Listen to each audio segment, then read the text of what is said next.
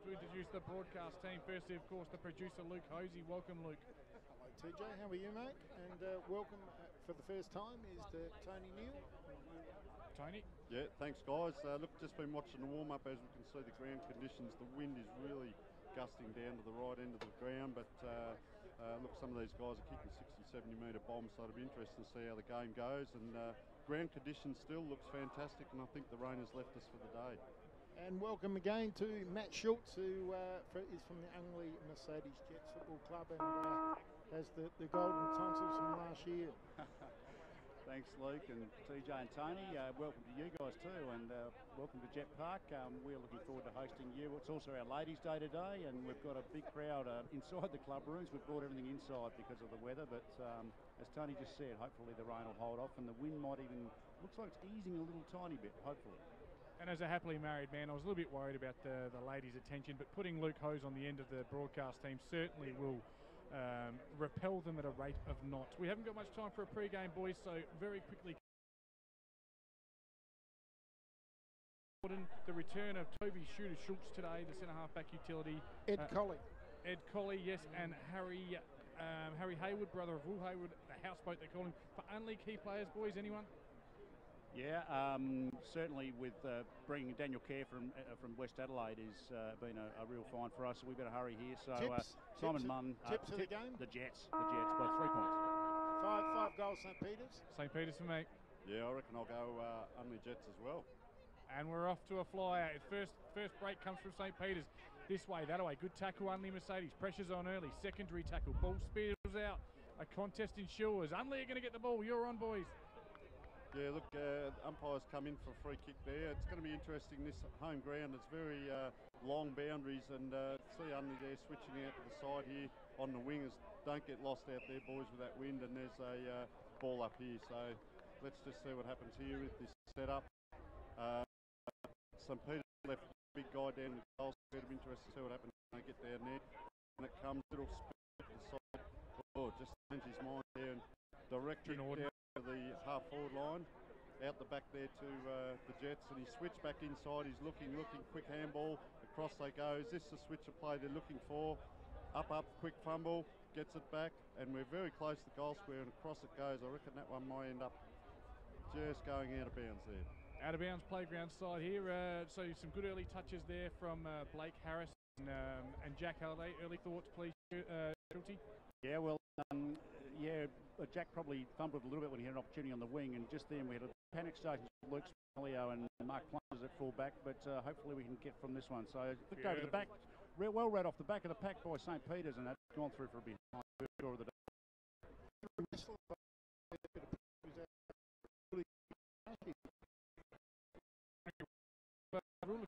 Players we really rated. I think you actually win this speech to give them a bit of a tip. We welcome John to the lawn man's on the again. How these kick-ins going to be going, and looking at the setup, but of course there's been plenty of time because that ball has been lost. So no, it has been stolen. Now I work down at the Central District Football Club, where everything gets stolen down there, cars and keys. But I'm telling you right, Unley, 2 minutes in the game, someone's stolen the bloody ball. So we've got the first kick into the day. He's kicking into the teeth of a pretty wide breeze, and he's come right out wide. That's a fair kick into the wind, mind you. Number 11, nice spoil there. That was Toby Schultz. Down the wing it comes, plays the boundary line again, tries to flick it back, and just out of bounds. They've done well there, just 2 possessions to get it down to the wing. We can't let the weather conditions, they've both got to play in it. Really shouldn't control either team because they both have to play in it. So interesting with this ruck throw in, there's no one behind the 2 ruckmen, just to the side, drops short. That's a little bit of a fumble here on the wing, can't quite get it up. Players are at it now, there's going to be a call. No, gets it out. Unley Mercedes now real close to the boundary, quick left foot kick, playing in front, boys, down to the feet. Oh, just about snabbled it up there. And very good there, Sam Roberts on the ground gets it out. And that's Jesse O'Brien forward. The boy from Brisbane, former North Adelaide, former Paynham, former Onkaparinga. St. Peter's here, chain of handballs. The quick-footed, the fleet-footed. Who's that? Ben McGill, is it? It is. Young McGill. Couple of sets of brothers here. The McLeays and the McGills playing for spot. Ball spill in dispute. Well won at ground level. Who's that there, please, Schulte? It's either Josh Archer or Henry Westall. He's just getting up now. It might be Henry, I think, or Henry. Oscar Munn, one of the 3. And it was Mark Plungers that really chased that to McGill block down, so that was good as well. Westall goes for the worst down I've ever seen. Ball spills to St. Peter's. Umpire finds a free, and it's going to St. Peter's. Deep in the pocket, and Dunk goals by about 45, but it isn't. Fortune favours the front position, running onto the ball. That is on the out. On. Now, just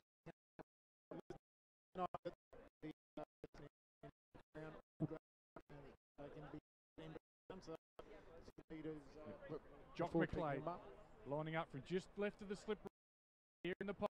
Big long kick, but he took it just the 1 point. Is that our first score? That's the second score of the day on the scoreboard. And of course, the scoreboard is brought to us by Luke. Heaven and the Firm. Heaven and the Firm. Take a ride and get hard. So he's played onto himself now, gained an extra couple of metres there. It's dropping short though. Spilled mark, coming out on the left, and that ball's going to go here, there and everywhere. It's running out. Look, I'd just like to say that last forward line entry that St. Peter's did went right across the goals and about 30 metres out on the other side. I'd just about reckon that might have been a set play at this level. Possibly, except it came off the side of his boot. Having trouble getting it forward early, Schulte? Yeah, we are a bit, and the wind will favour that far end from where the camera is, so we expect to see a fair bit down there. It's stacks on the mill here at the wing position near the coach's box. And just quickly, as we look at the ends, of course, at one end we've got the Pernix end, at the east end or the Hills end, and at the southern end the Hydrosmart Pure Water Shop. Pure water, it tastes better. Pernix, smarter with data. So Fotheringham takes the kick from St. Peter's from a free against Simon Munn, and Unley hold it up well there at half-back. The umpy runs in, it'll be a ball up. 50 metres out from the St. Peter's goal, score currently 2-0 of the points variety. Walker's up, he's brought the ground there. Umpire's called a kick. The longer that Unley can hold it in, as it is, like with a lot of stoppages, the better with this breeze, obviously. Breeze, of course, favouring the end that St. Peter's are going to. That is a fact, isn't it? I'm not 100% sure. It looks pretty swirly. Be worth 3 or 4 goals. Oh, you're always up. Mate, I'll tell you what, I wouldn't want to buy a Breeze off you.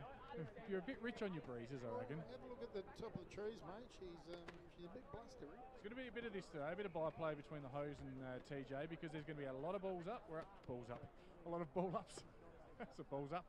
And we're up to our 4th in a row in the same spot. Yeah, Ruckman got a bit better clearing. I was just going to say there, Jesse O'Brien, and you could see the quality there a couple of seconds ago. Just kept the arms free to get a handball out, and pretty good player at this level, I'd suggest. So it's gone out of bounds on the far side. We suggested that it would be down that end of the ground. Interesting to see the players now. They've all gone across one side, and there are only 2 other players left in this half of the ground. So we're going to start to see that congestion. Looks like an AFL game with just the 2 players out the back though there. And this time, Unley go forward, down the wing. They've been trapped, they've been going to either wing. They've got another, this one's gone out in the full. On the far side will be a St. Peter's kick to true centre wing position. Ryan Obbs, that was. Ryan Obbs, the lady killer. Can I say that? I sure can. Good mark by good mark by Unley. They should clear to the fat side. Dangerous kick though, well protected there. That was good play by Dylan Duval. Just protecting the marker. Who took the mark, Schulte? He switches back to the playground side. High risk kick, no reward. It's going to spill out of play. And we'll have a ball in 50 metres around from the St. Peter's end. And if indeed it is a 3 or 4 goal Breeze, you'd say Unley, I guess, even though behind on the scoreboard, on top early because they've been able to lock it up, Schulte. Yeah, mate, I've been impressed with Mark Plunger's start to the game in the back pocket. He's really got Unley out of trouble there a couple of times. Son of the great Warren Plungers, of course. And South Adelaide legend, mate.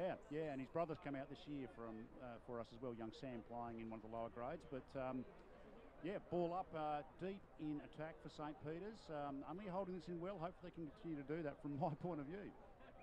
Listen, one little thing there that I've noticed. Well, first of all, the lawnmower man's back with that ball.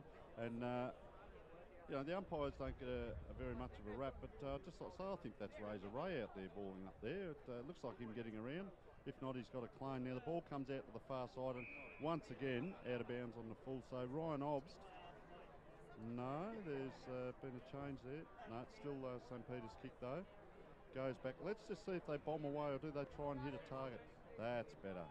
Comes in and very good spoil by the Unley Mercedes player there. Jets player. Andy Cabaz.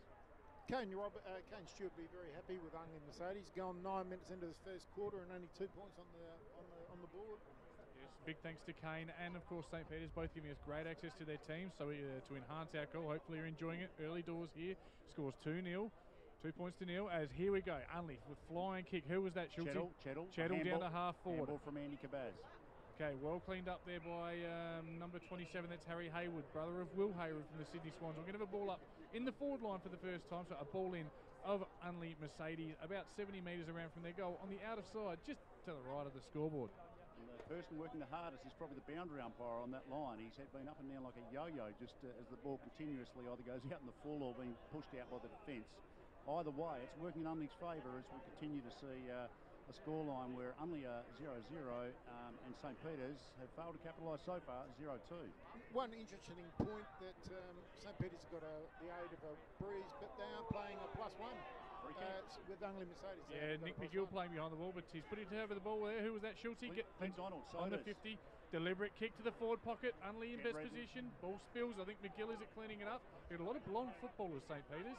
Some bit of rinse maybe in there. And they'll clear to this side. There's Cuddler. They call in the Cuddler. Kick smothered. He gets it back.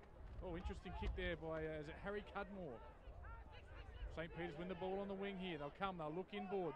Is that Schultz in the middle? No, it's not. It's Fotheringham, the midfielder. He goes across with an ugly looking kick. That's uglier than my sister. Great spread. But does find a player in Obbs. Obbs goes down to the wing. Good continuity here from St. Peter's. 3 or 4 passes in a row.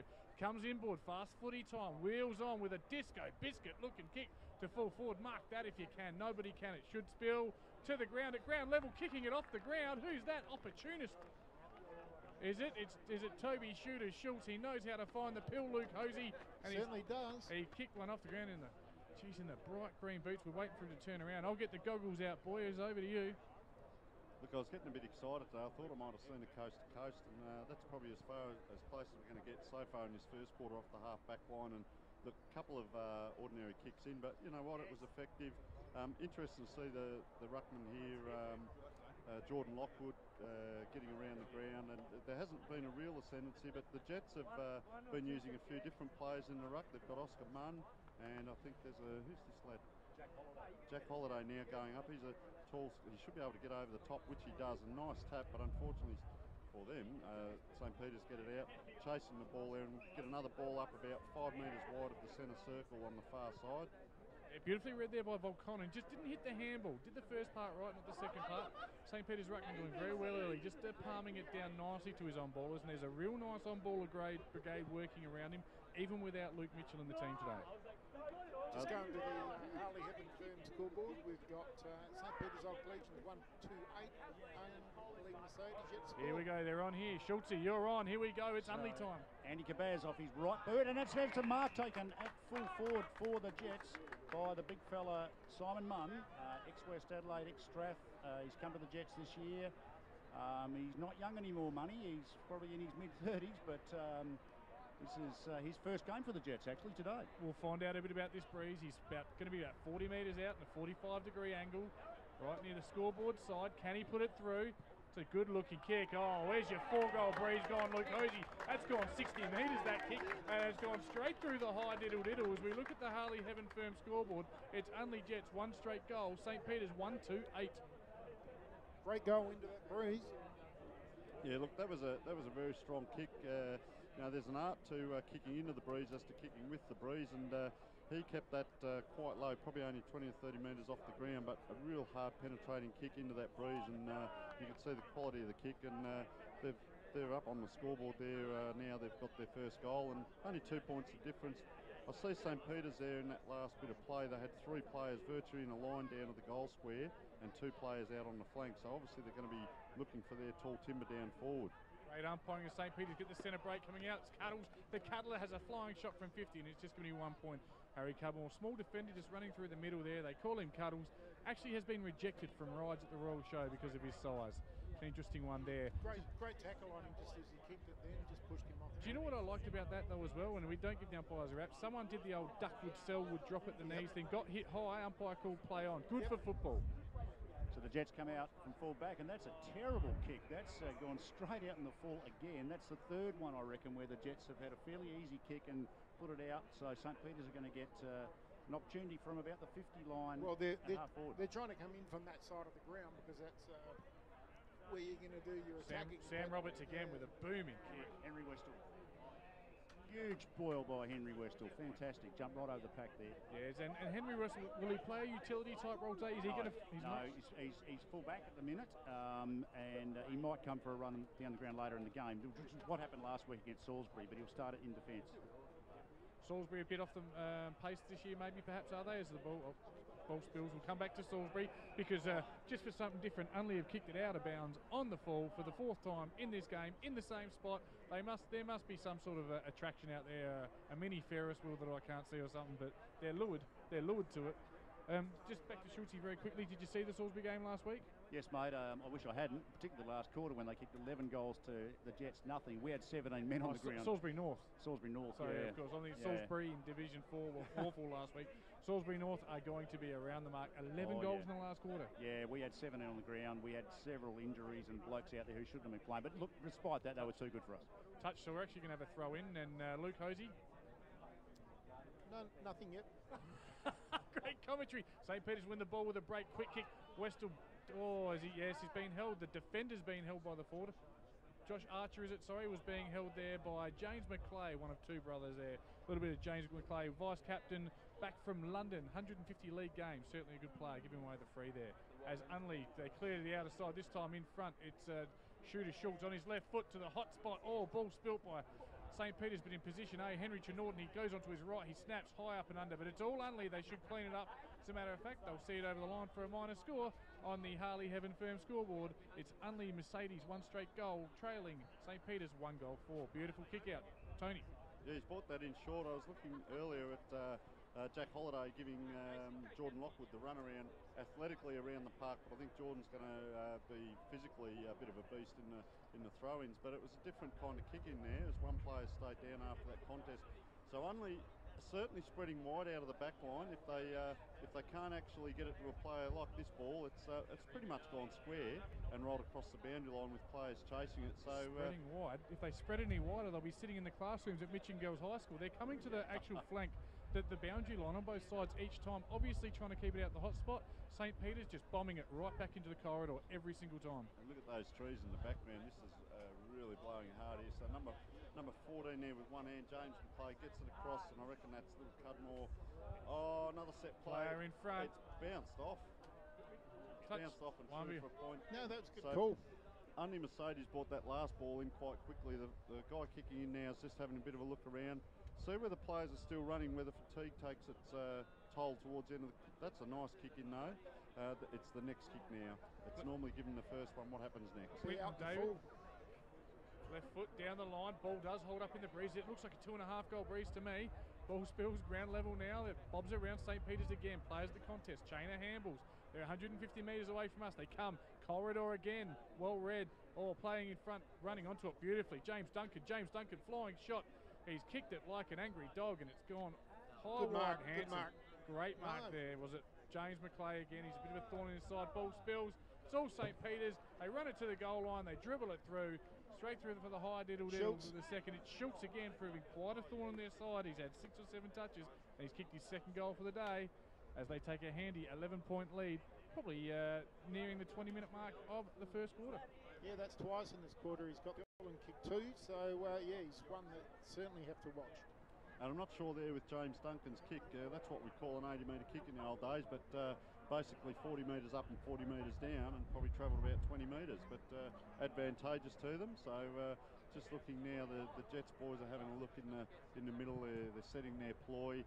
The big ruckman's gone back. Yes. So we've got Duncan Fotheringham in there it's Duncan that wins it. Loose handball though. Unley Mercedes should run onto it. Nearly stacks on. And once again, we're going to have a ball up. The ball umpire says, I'll have it. Give it to me. Shoot it. Schulte. Yeah, and just out of interest, Henry Westall is standing, the big fellas, Toby Schultz from St. Peter's, so Henry's going to have to tighten his game up there. But anyway, the ball goes up. Not a lot happening in that ball up. There's just going to be another repeat of the same thing, I think. Still no one from Unley Mercedes playing as +1, which I found strange in this quarter, kicking against the strong breeze. Yeah, well, Kane Stewart's in his first year as coach, and we haven't, even internally in the club, I don't know what his tactics are in this situation, but it's a free kick to the Jets. It's going to be Benny McConnell. No, it's not a free kick. It's a ball up. The players thought it was a free kick. He's just gone man on man around the ground. I just thought he might have had that +1.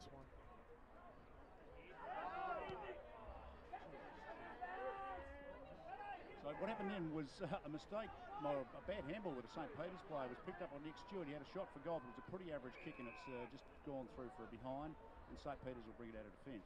Probably a little bit of fatigue there. I've been watching young Nick Stewart there zigzagging across the forward line for about the last 2 or 3 minutes. The rest of the Jets players were in a line again, and he seemed to be the one going from pocket to pocket across, and the ball fortuitously fell to his hands, and by the time he got foot to ball, couldn't quite finish the job.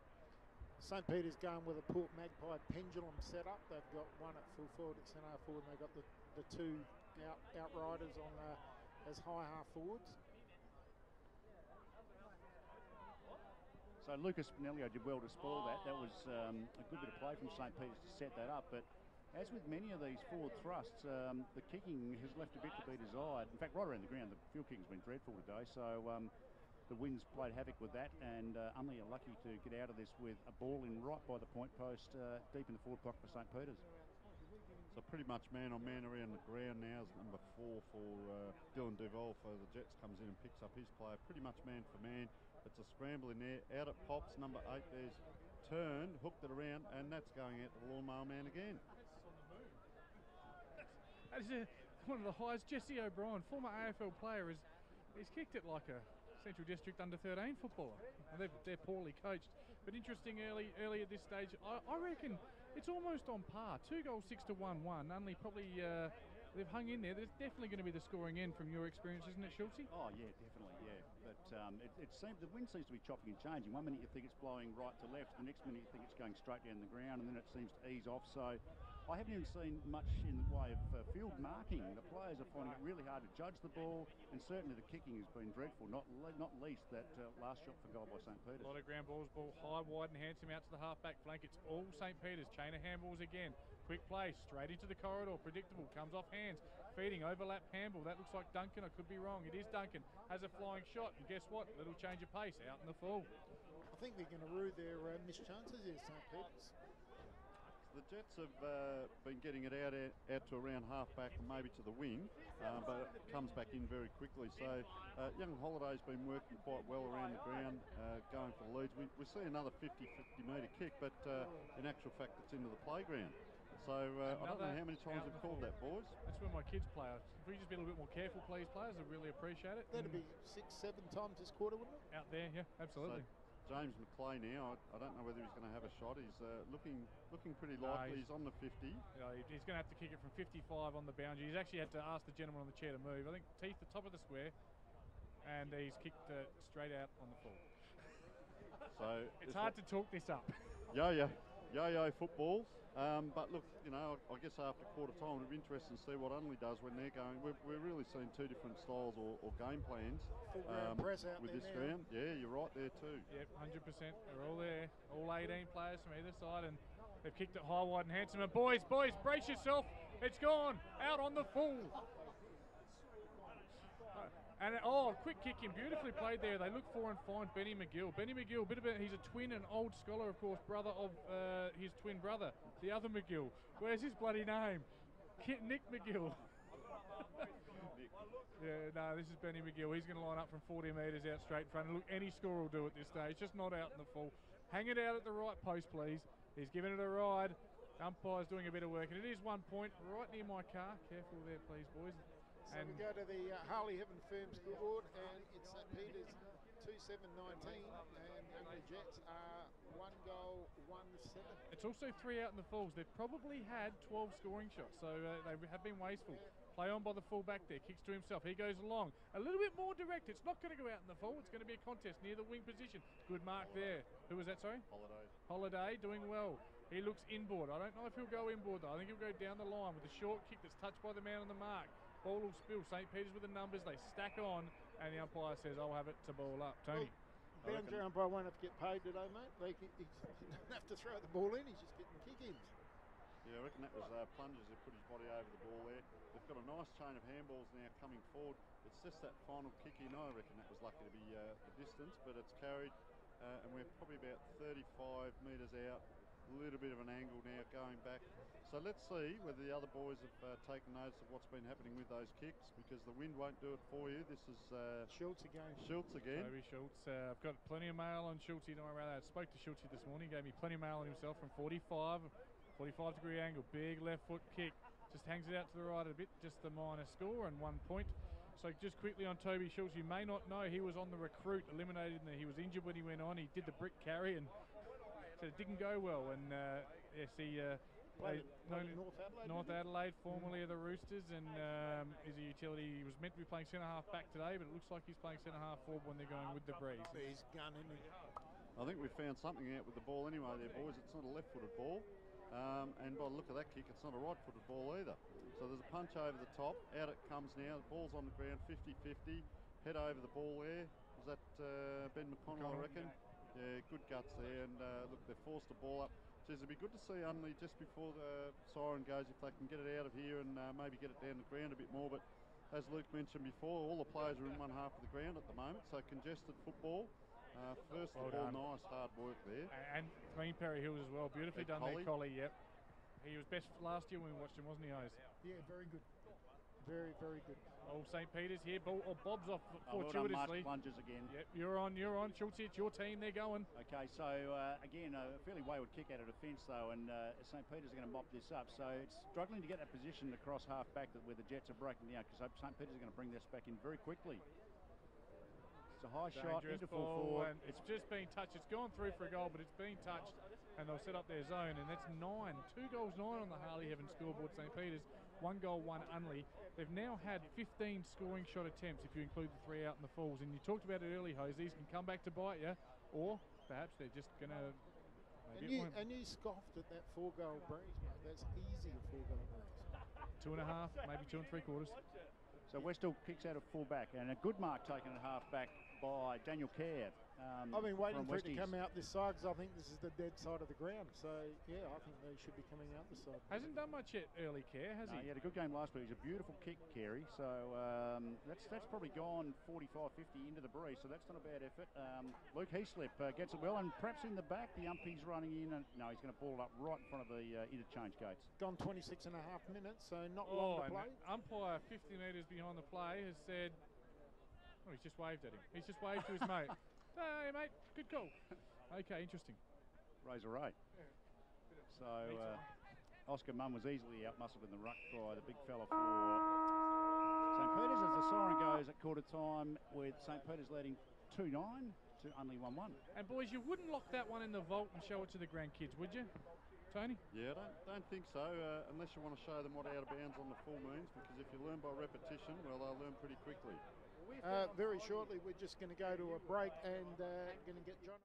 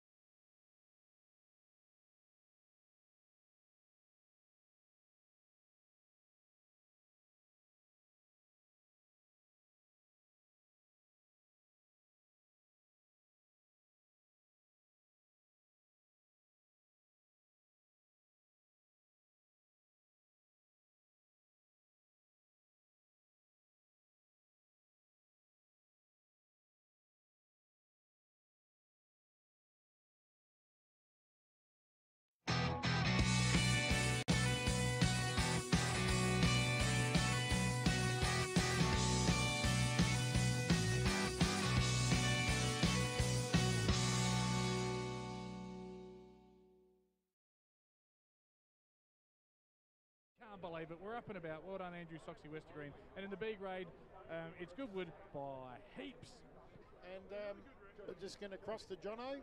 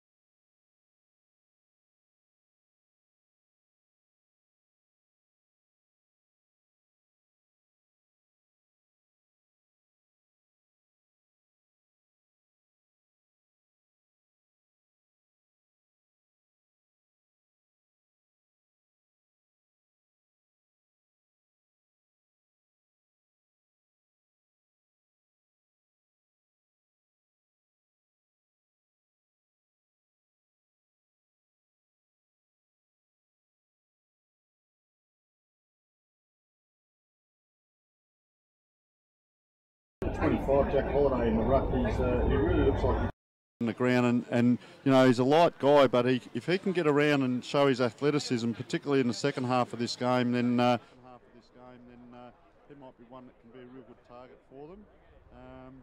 Just going through there, one of the Cabaz brothers there down in the back line looked like he was showing some work as well. Spinello, of course, getting his hand on the ball.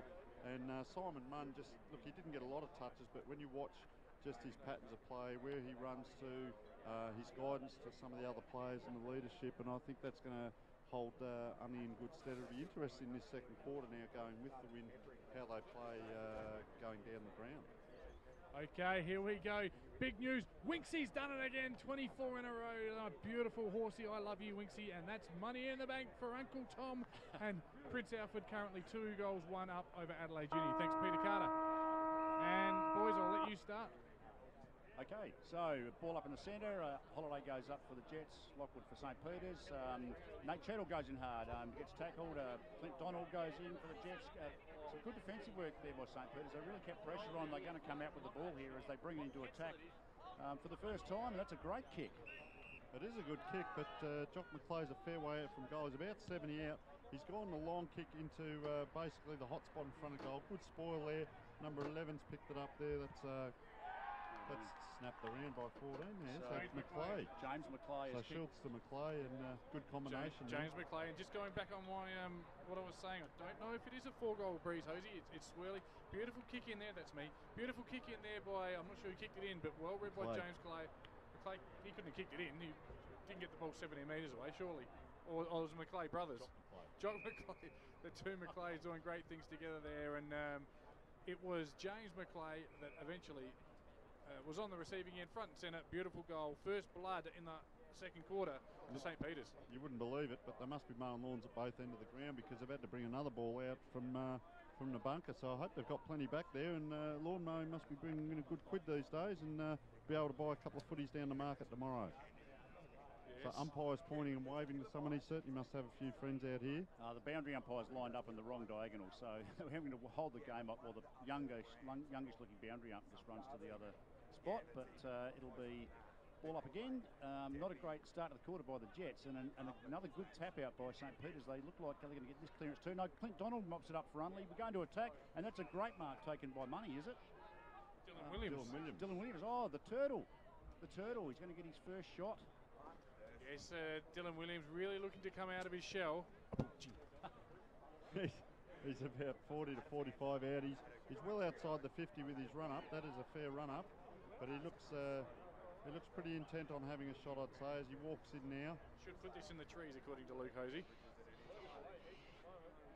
He's a lovely kick, the turtle, and no mistake. The umpy didn't move, so that's a great goal. So that's Unley's second goal, much needed. The turtle, Dylan Williams, played 65 games for South Adelaide, and he actually was a runner-up best and fairest quite a few years ago now at Southie. So he's got a great pedigree as a younger player and played a lot of country footy, and the Jets are very happy to pick him up from Penola this year. Yeah, it was good movement through the forward line. I'd just about say, mate, he's coming out of his shell a bit down here. Just a quick score, which is probably a bit of a surprise. Northaven, 2 points with the breeze on reserve, and Portland 1-1 into it. Dylan Williams, as you said, from Penola. What's the definition of confusion? Father's Day at Penola, as the ball up comes again. This time it's been up there. Tell you what, spills at ground level. It's only Mercedes, but quick tackle by St. Peter's, and we have a secondary ball up, Tony. And so the ball up's in the middle, but it's interesting now, St. Peter's, all their forwards are down inside the forward 50. There's no one forward of this ball up, so very hard in there was Daniel Kerr. Very good work, and geez, I'll tell you what, he's aggressive at it. So this ball up, if you can just get a visual, right in the centre of the ground, but there's no one between there and the 50-metre arc, so they just look like they're going to... 24 players around it, interesting, isn't it? Bomb it down, here it goes, the left footer. Straight to the St. Peter's player, it comes down forward, best position, he's actually pulled off it there, number 13. Who's that? That's James O'Sullivan. Ball spills, Unley should clear now, high up and under kick.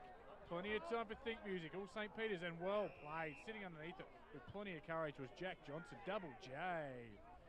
And he'll go long left footer to the hot spot, but it's all Henry Westall, and he'll mark in front of his eyes. Beautiful hands there, making the W, just like I teach the kids in Auskick. This way, he's changed direction 3 times and gone backwards. I tell you, he's a strange cap. Great footballer, though. Go backwards to go forwards. There we go. Down the wing. Let's see if we can get a coast-to-coast happening. We've actually gone about 30 metres forward of where that last mark was taken. So the players just Blake Harris. Plenty of movement on the left foot. And that's a spearing kick over the top, and it's fallen into the hands of Holiday. Quick handball on.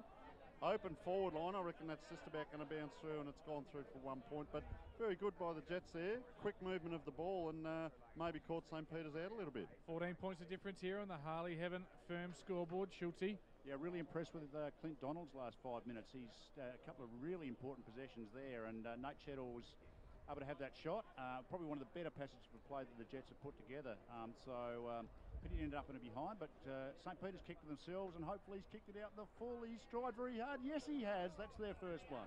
And just on that kick in, it was interesting to see certainly Lucas Spinello, and he was bringing all the other players down to the centre area of the ground. So they're putting the press on, and they forced the St. Peter's forwards to fold them down. So it's going to be two sides within one half of the ground as the kick comes in, and it's gone over the top. That must have been touched, so it's play on. He's gone back towards the goal square. It's a fumble, and a player has poleaxed Lee Matthews into the goalpost there. The ball has come out towards the wing. That's a long kick. Play on. No, he's called that a mark. And see where they come inside. It's a dangerous kick. No, they haven't. They've come down the flank. Good work by Spinello there with the body, but nice little pick up. Ben McGill. It's come down. The big fella here, McClay, is after it. He's right next to the point post. Tries to get out of it. You can hear the crowd going off. There's a left-footed shot and a point. So very good pressure here. The Jets are really putting the pressure on. Spun him 360 and still wouldn't hold them up. And a great defensive effort by Blakey Harris to run right down from the middle to lay that really important tackle on Johnson to spin him around for a behind too. So Archer and Harris doing great work there. Yep. And who's kicking out? It is Archer. He'll go long right foot, 60 metres out the point of the square. Unley Mercedes fly. They take it at ground level. Tackle will have a ball up. One thing I've noticed at this stage, St. Peter's are doing better. The fast footy, the quick take and give. They're actually getting that play and that release to break the lines. The Spocks. Unley need to find a little bit of that.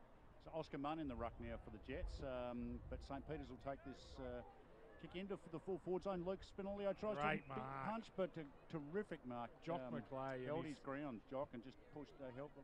Luke was back and he couldn't get the spoil in. Got some mail on Big Jock McClay. They call him Jochen. He's a police officer, ex-Birdwood player. He was up there for about 8 years. And I was told he'd play down forward today, and he's a huge unit, and that's pretty good mail for mine. Both McClay boys are a fair size. So he's about 35 to 40 metres out on a slight ankle. See, about where Money kicked that last one. So let's see if he punches that ball in the middle. He's floated that up and hasn't made the distance. Maybe they're waxing the brothers, but it's hit the ground now. 50-50 ball. 22 now. Quick handball over, and there you go. They are sharing. He has. His beautiful handball release there by Benny McGill. He's given it to, I think it's James McClay, who has missed from, he must have been. Point of the square. Yeah, 8 metres. 8 metres out. No pressure. While all that's going on, we've got Henry Westall down. I think he's been in a pocket or a flank. And it looks like an ankle. Hopping off the ground in a fair bit of pain. That's not a good sign at all for Unley Mercedes. So they're going to be a man down for a few minutes here while they can try and get the other one on. I suggest that's the day for him. That's not good. So they're looking around. They're going short now into the back pocket. As I said before, a lot of teams will let you get this first kick in 15, 20 metres. That's what happens next. Let's see whether it goes to 50-50 to the big guys. Clint Donald. Right out by the scoreboard there. It's a 50-50 all right, but the ball's bobbing around, squirts out, hits the ground. Quick hands there. Where to now, son? He's going to come inside, and there we go. It's just up in the air, kick and hope, and down it comes. Yeah, St. Peter's have taken that high around the head. He's had a look inside. But I reckon these McClay brothers are going to be the targets. There's a lead on now. Open arms. He's looked sideways. He hasn't gone anywhere. Still indecision. Second biggest killer on the road, of course. Comes down with about a 40-metre kick in. Pack flies very early up there and looking for a free kick, and umpire won't give it. The umpire will never change his name. It's dribbled out in front of the scoreboard. You're a bit undersized down here, Schultze, now. Yeah, it could be Josh Draper came on then to replace Henry Westall, and Josh might be a couple of inches shorter than Hen, and certainly doesn't have his leap. But Josh is a real talent, a good up-and-coming young player, so he's really got to stand up now. St. Peter's off the rove, left foot to the hot spot. They look for McClay. Good contest. He's been good at ground level here. It's number 22 for St. Peter's. Goes for the miracle kick. That's Ben McGill. But he's been front and centre, Ben McGill. He's had 3 or 4 touches in the forward line. He does look dangerous. And, of course, he He's matched up on their Oscar Munn at the moment. It's a strange old matchup. Yeah, that doesn't look quite right, that one. And yeah, Ben McGill's got a heap of pace. That was a pretty poor kick again, wasn't it? It wasn't touched, so it's been deemed out on the full as no Unley player has touched it. And St. Peter's 60 metres out. It's Schultz on the left and 25, is it? No, they're saying it was touched. We got big Jock McClay. Okay. Really good umpiring 1 second, Hose. He's kicked it to himself, so it doesn't matter if it was touched or not. It should be a ball in. One umpire saying was a ball in. Now 3 umpires are having a chat. He played onto himself. It's a ball in. Let's work together. There we go. Sorry, Hose. No, I'm saying big Jock McClay here in the goal square. He's got 3 or 4 inches and around about 20 kilos on the young fella there, Josh Archer. Ball spills back towards the middle of the ground, and it's St. Peter's running onto it first there. That's Hargraves. I haven't called his name too many times today, but at the moment you'd have to say the St. Peter's on ball brigade of your O'Briens and these types are on top. Yeah, they're certainly holding it in their half of the ground, apart from that 1 or 2 breakaways by the Jets, but they're just not scoring freely enough. They're scoring points, not goals. And you see what happens now. They're about 70 to 75 metres out. James Hargraves again. So he's going to have a look around. He's just popped it up nicely there, but there's 3 on 1 at the back, clearing this up nicely. He's Unley, and look, just short pass out. Well, wait, I think it was Kerr, wasn't it? It was Kerr to Munn. Munn goes down towards the half-back flank. Good play, good link up there. He finds Halliday. You're on, Schultz. This is your time, your team. Jack Holliday puts it forward, and Jed Redden gets his first touch. Big Jed, brother of Jack from the West Coast Eagles. Handballs inboard to Clint Donald's having a ripping quarter. And a lovely kick from Sodas. He's hit Nick Stewart. Nick Stewart on the left has kicked a fairly ordinary kick, but our player is well clear. That might be Money, is it? He's a lovely kick, Money. He's given that some distance, but it's just missed for a behind. But a good passage of play and a good lead up by the Jets. 2 goals, 3 plays 3 goals, 12 on the Harley Heaven firm scoreboard. It's St. Peter's by 15 points, but Unley just starting to look dangerous with a little bit of ball movement now, Schulte. Yeah, and Big Jed Redden's come into the ruck, I think, which he hadn't had much of the play down at full forward, so that's probably a good move, and he's going to go near contesting for this ball. Comes over the back, Simon Munn takes it out of bounds, so ball in on the wing. Blake Harris now picking up Schultz when Henry Wessel went off, Schulte. Yeah, another one as well. It was Henry Trinordum, was it? No, it was Benny McGill and James Cabaz just arguing over where the sauce is kept in the fridge or in the cupboard, and they were quite heated there. Yeah, you can see now that he's worried about the height factor. He's behind the play there's been a bit of Jack Johnson, bit of push and shove. Yeah, I watched it. He milked it a fair bit, Johnson. But yeah. Jimmy, you want to be careful. Jimmy is a tough little nut. He'll give nothing away here. He usually plays up forward, Jim, or on the ball. So he's got a defensive role on Johnson, who's a pretty talented player, and we need to keep our eye on him. Yeah, there's a bit of bumping and carry on there, but you've got to be able to back that up with the goods if the ball comes into play. So he's leading his play down, but of course there's a mark to Schultz again. Yeah. He's going well Andrew here. Cabaz kicked it inside. I tell you what, I like the look of McClay protecting that space, but the ball's come over the back. Both players are on the ground.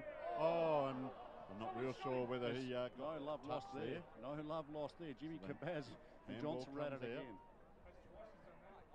Oh yeah, just milking strong. Strong mark. I reckon that was Schultz again. The glove points around a bit like cloak. And that's almost a mark. Ball spills to ground. Over the ball is Blake Harris. Strong. 2 players on him, and he's kept hold of that ball. The umpires come in to ball that up, Razor Ray. They've just got to find a match up for Schultz because no one's picking him up now. About 20 metres out from goal, forward pocket. He's gone the boomerang check side, and that's gone through for a point as well. So certainly peppering the goals, but just can't complete the goal kicking. And on the firm Harley Heaven scoreboard, it is St. Peter's Old Collegians 3 goals 13. Rungan Mercedes Jets 2 goals 3. I'll tell you what, the player that's going to have the most stats at the end of the day is going to be the fullback, but unfortunately it doesn't get counted on the score sheet. He's looking around now, looking for options. There's a few in short. He's calling them forward with his hands, but St. Peter's have got him covered, so it's a nice kick out, 60 metres, but it's a 2-on-1 contest. They've crumbed the ball here very well. Who's that little fella? Dylan DeVal, yeah. Put himself over the ball. There's still no one on the most dangerous bloke on the field, standing 30 yards out from goal. That's a good point. That's a good point. No one on him at all. Oscar Munn's heading towards him now, but he'd want to hurry. So the Jets working hard there to hold the ball in, and it'll be another ball up at half forward for St. Peter's. He'd been there for 3 or 4 minutes, standing in the same spot with no one on him. Mosquito fleet of Spock just on top at the moment, and winning at ground level. And again, ball down low, one all but bounces off the player's chest, and one back by Unley Mercedes. They should work it forward here. Firstly through Kabaz, then looking for and finding Williams. Williams to Cheddle. Cheddle gets it forward, back to Kabaz, and beautiful play to centre half forward. Looks for and finds Nicky Stewart. He'll line up from 55 metres out, and this one's not beyond him because of the breeze. He's pretty much straight in front. If he puts it up there, it should sail straight through. Is he going to kick it, Schulte? Yes. He's a thumping kick, Nick. It's only a matter of accuracy. This will be another lawnmower job too, by the way. He gives it some, Nick. So he's just got to. He doesn't even need to give this much. He's 50 out, but he's just got to time it. Keep steady nerves, kick straight through the ball, lad, which he does, I reckon. Beautiful. That's a lovely kick. Yes. So that's the Jets' third goal, and that'll make it a 10-point ball game, only literally on points. Yes, it's 3 goals 13, plays 3 goals 3, and conditions are hectic today in the sample. The Eagles yet to score a goal into the second quarter. This goes back to one of my pet hates in footy now, where everyone just rolls off and just tries to get a kick from halfback. You know, if you're a defender, you still got to pick some bloke up, and you can't have someone like Toby Schultz running around for 5 minutes with no one on him. It's unbelievable. So it's interesting that last ball up that came up just down here in the half-back line for the Jets. There was no one in the centre square apart from the 2 players. As Munn goes forward, he's handballed that out wide now, and we're in a little bit of trouble here. Good work there. Kabaz, yep. Yeah, he's kept it in the area. They've come out now. Come inside, actually, St. Peter's. Haven't seen that too often today, and that's well snatched off the back. Kabaz again. Cheddle. Here's Jordan. Cheddle, yeah. Jordan Lockwood standing here on his own. Free. Oh, Schulte the old calling for 50 from Simon Munn from 70. He puts it up into the hot spot, about 30 out. Redden flies, ball spills to the back. Unley first to it here. Can't quite get the handle on it, ball spills, and now it's all St. Peter's. They should clear it up. But good pressure ensures a ball up 15 metres around from the point post, right down deep at the, it's called the Pernix. Smarter with data end. Yeah, so look, I was just going back to that bit of play, and it was quite static in the forward line for the Jets earlier on, but then they had the one player come forward towards the ball kick, and not just letting the wind do it for them, and it was very smart play, good strong hands, and they did finish with that goal. So, you know, don't just let the wind do it for you. You have to actually play your patterns and so on. So St. Peter's have spread sort of halfway across the ground, but they're going to congest it up on the halfback flank here. There's a little grab there. Out in the full, I think. Jesse O'Brien, but he's going to give it back. I think he's just about called that for the umpire. Maybe it was touched off the boot. There's another throw in here. Players have all set up as if there's a free. Oh, there's a blue one. It's a decent one too. 6, 7, 8 of them in there now. Oh, that's Jack Johnson taking a dive again. Come on, mate. It is too. Mate, he spends more time on the ground than Lisa Lovelace. Games there's a free kick. The diving too. Oh my God! Free kick down the ground. 3 1/4, and I tell you what, if he watches this back on video, mate, they've been. It's embarrassing. Yeah, but he's got a free kick. Not only a very good singer, but a good actor as well. No, not even that. A very poor one. But he actually may have. I didn't see the whole incident, so he may be well deserved of that free kick. He's kicked that high, and McClay's under that. Quick handball across. Here it comes in again to the big ruckman's taken it. I reckon this guy, it's Lockwood. Jordan Lockwood, going on his earlier attempt, might be a left footer, is he? Jordan Lockwood. Well, he popped one on his left foot. Let's see. He's a Spock ruckman, ex-Sturt player. He's lining up from 45. Most ruckmen you wouldn't expect to kick this, but he's a lefty. Probably going to handball actually. No, he's left footed setting up as he's going to have to kick that right into the wind. Yeah, right, but he's and that's should have straight up in the air. Call it, boys. Little fella will fly, and Unley should come out. They do. Quick mongrel kick to the half-back flank. It should spill over the line. It does, 60 metres around. He kicked it like a ruckman, gentlemen. There's nothing like it. There was 2 Spock players standing there saying, maybe you should give it to us, mate. We're a little bit better kick, but he didn't. Held it on the left side of his body and kicked it right-footed. McClay got a bit of attention there, standing with his hands on his hips. Got a bit of attention on the ground there. So Unley certainly are taking it up to St. Peter's here with the physicality. And there's another good attack on the ball. Quick left hand out. Oh, and he's taken high there. What's the umpire going to call? He's going to call it a ball up. So the Cheadle and Kabaz are working well in there. Interesting with this setup, he's got a bit of a limp there. There's no one this side of the ball for either team, and of course it comes out over the back of the pack. One more little push, fumble, quick handball out, 2-on-1, tucks it around under the legs but gives it back to St. Peter's, and it's on again here, right down in front of the commentary position. Players are having a go. I'll follow the play, and it's going to land on them. They get back up from the blue, and it's all Unley. Oh, they spoil each other, and they fight each other at ground level, but they should come out of it. They do. Release handball. Over to you, Schulte. Andy Kabaz on his right foot. That may go to bounds as well. Big Jed's taken out an official there. Jed's followed the ball, and some old tiger's been bowled over, but he's up and about. He's all right. I tell you what, he's pretty close to meeting Jesus, that guy. That's the last thing he needed. But anyway. So the big man fly, Jack Holliday, and ball goes over the back of the pack, and stacks on the mill. St. Peter's are going to clear this again, yeah, number 8. Play. Here's Johnson. Sully, good spoil by Sully. Gets the big left fist into that one. Blakey Harris been taken a bit high. He's going to be paid the free kick too high. So the skipper for the Jets, Blakey Harris, or co-skipper. Yeah, left foot and finally some space. Oh, he waits for it though. Nicky Stewart should have time to clean it up. He does. He takes on the player, fumbles, bobbles, ball spills. Now there's support for St. Peter's and support for Unley. Ball still in dispute at ground level. Nice release, St. Peter's. Chain of handballs, 2, 3. Finds its way into the hands of Cudmore. Cudmore back. Now they go to half forward. Schultz will fly, Willie. In front. Ball comes down. Unley Mercedes. Shooter Schultz. Over to you, Schulte. Yeah, really good spoil there by Oscar Munn on Schultz. And Oscar's only 18 years old, so, he's a huge lad. He's the brother of Hugo Munn. He made his debut for Sturt a couple of weeks ago. So he's got a big job on Toby Schultz there. Yeah, good learning role for Oscar. If he can just hold Schultz, it'll make a huge difference to the Jets' chances today. And a ball will spill out of play. And I tell you now, they are going to be 2 boys that are going to be tied tonight. They are at each other. It's just like a 88-minute boxing match between James Kabaz and Ben McGill, knocking into each other the whole time, pushing, shoving, pinching, grabbing, holding. It's good stuff, good football.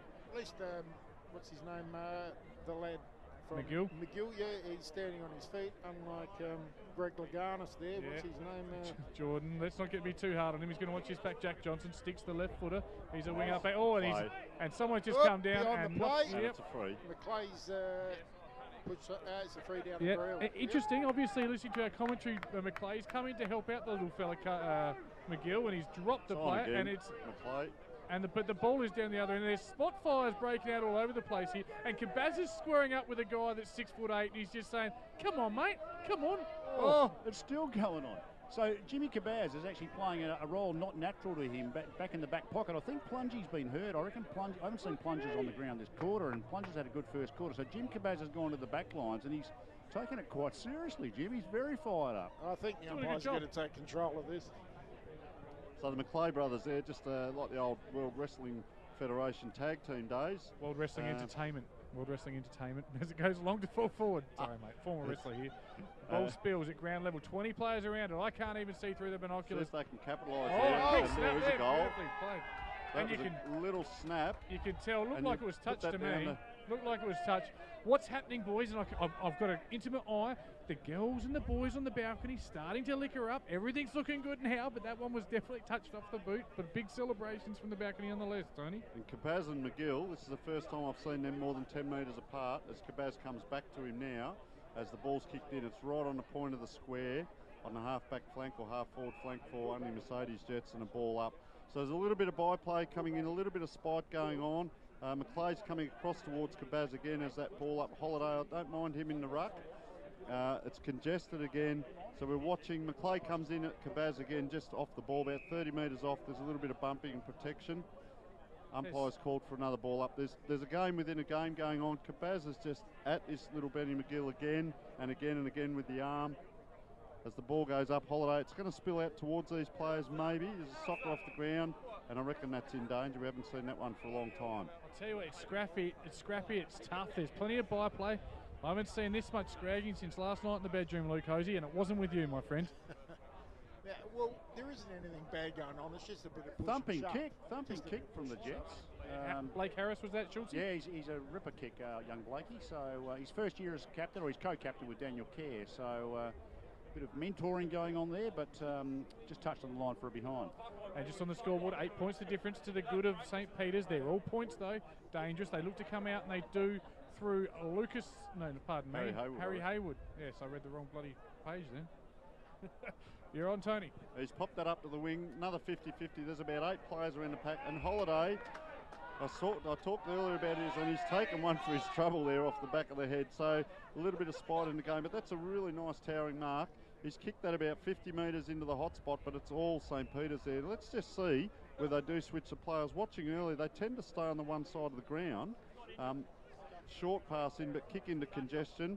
That's a good little grab there, James Duncan. It's a handball across, so they're coming wider again to the wing, coming right down the wing. The two rucks are at it. Guess who? Kabaz misses that ball. Little tap in the air. Good tackle there. Oscar Munn, very good, strong tackle. He's only 18, you were saying, and that's good aggressive tackle with everything else. There's a little bit of byplay going on around the ground. Approaching as well. 25 minutes, fellas, so only probably 90 seconds to go. Okay, so now, Hose, you can see my theory on your 4-goal breeze. Both teams have kicked 3 goals for the half. It can't be a 4-goal breeze. It's but St. Peter's have kicked 3-13. I should have said a 4-scoring shot. Okay. Andy Kabaz out of the middle. He kicks it long, and there's been a free given off the after disposal perhaps, and against Daniel Kerr. So it's going to come back into the middle, and it'll be a free kick to St. Peter's, I think. Is it Schultz that's getting the free kick? He's 50 metres off the ball, Hargraves. Yeah, Hargraves, who did play a game for the Jets a few years back, so he's a bit of a traitor as far as we're concerned. Okay. And he'll go straight down. Nice kick, direct kick. Looks for McClay. Bounces off his hands into his head, and he takes the Falcon recovery mark. 50 metres out. Yeah, look, unless you keep it low and punch it, I don't think he's quite got this kick in it. Although he is a vice captain, former vice captain of Sturt, 150 league games. So if anyone can kick it, he could. It will take his absolute best kick. Tony. Yeah, Jock McClay was quite active just while his brother was holding the ball there. As he comes in, he's getting very close to the mark. He hasn't made the distance again. One of these set plays out in the forward pocket, and that's a really good, strong mark. Kerr, he's really come into it in the second quarter, Kerr. The leadership stepped up, and at half-time, it is Unley Mercedes 3 goals 5, St. Peter's 3 goals 13. It's an 8-point ball game in favour of the Spockers. Thoughts, feelings, emotions, half-time, Luke Hosey. Certainly St. Peter's would rue their kicking. There have been a little bit of buy and play off the ball there. I think the umpire's probably going to take a bit of control. So far, St. Peter's just a little bit in front, just everything, but certainly both sides in it at half-time. Henry Westall's certainly done for the day, watching him walking around the back. They're down to 20. He's been carried, mate. Yeah, well, as I said, he's done for the day. It's not walking, he is gone. You're right. His ankle's all iced up, so yeah, that's one key defender down. And just while all this was going on, Sam Roberts went over and had a bit of a chat with the umpires, and obviously that's personal between them. We can't try and guess what it was about, but it didn't seem heated or anything, but just a little bit of a chat with the umpires. And yeah, look, that quarter there was a little bit of spike thrown in there. I think 10 or 8 points up at the moment, and Unley have done quite well there to hold their own in this first half of football. Yeah, I think Unley well aware 0-2 in Div 2 is just not acceptable, Schultze, and they're well aware of just how important this home game in round 2 is. Yeah, look, it's been a really scrappy game, which might be a little bit in our favour, or the Jets' favour, because St. Peter's, if it were not for their woeful kicking, would probably be leading by a little bit more than 8 points, and the Jets are probably fortunate to be in the position where they're only 8 points down and can really make something of it in the second half. But without Henry Westall, they're going to need to step up. Younger blokes need to fill that hole. I was really impressed that quarter with Clint Donald start at the quarter. Nate Cheryl got plenty of it. Andy Kabaz has played pretty well off his wing most of the day. And the two experienced ex-West Adelaide blokes, Daniel Kerr and Simon Munn, really made a difference for us too, I thought, and started to really put some structure into the game. A bit of non-football news, but huge news. The equine queen of Australia, Winks, have just equalled Black Caviar's record of 25 consecutive wins in the Queen Elizabeth States. 24 today, mate. No, 25 it said here. Okay, well they're probably right. Yeah. Okay.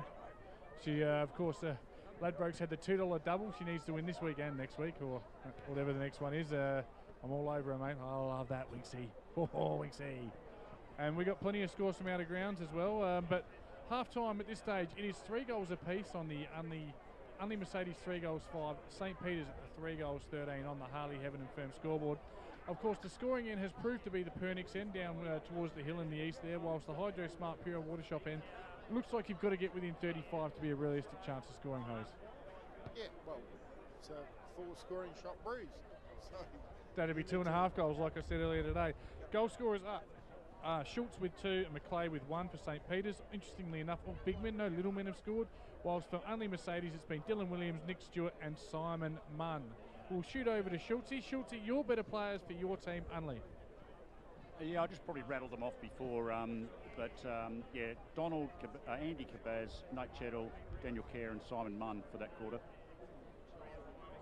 Yeah, look, for Spock, obviously the McClay brothers up forward, they've got a bit of an understanding. I was watching that last ball coming in and Jock was right down in the goal square and calling the ball in, and James went out and led for it.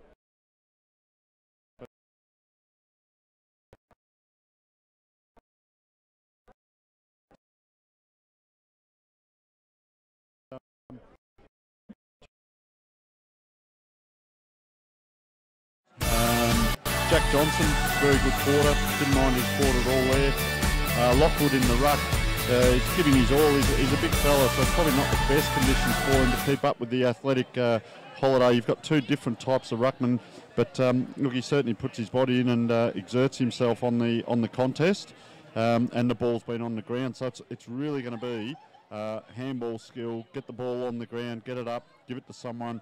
And St. Peter's that first quarter with the win tended to use the wind to try and help them get the ball down there, whereas the Jets were actually kicking to targets and using targets. So 2 contrasting styles of play using the wind going down the ground. Yep, no, I agree with that. I'm just watching during the half-time break, Nick Walk has come out to watch, and wouldn't it be great for the Jets if they could still have him out there this year? He's going to live in Europe, Nick, so ex-Sturt player, and certainly won 3 BNFs out here and kicked 100 in one season, and we could really do with him today. So it's a bit heartbreaking to see him standing on the sidelines with some mates. But anyway, that's probably about it for now. And you want to wrap up, TJ? Well, Hose, what do we do at half-time here? Do we go off the air or we stay on the air and we throw to Jono on the video? I think, Jono, are you ready to go, mate? We're going to run some of our great sponsors ads. So many great sponsors. So over to you, Jono.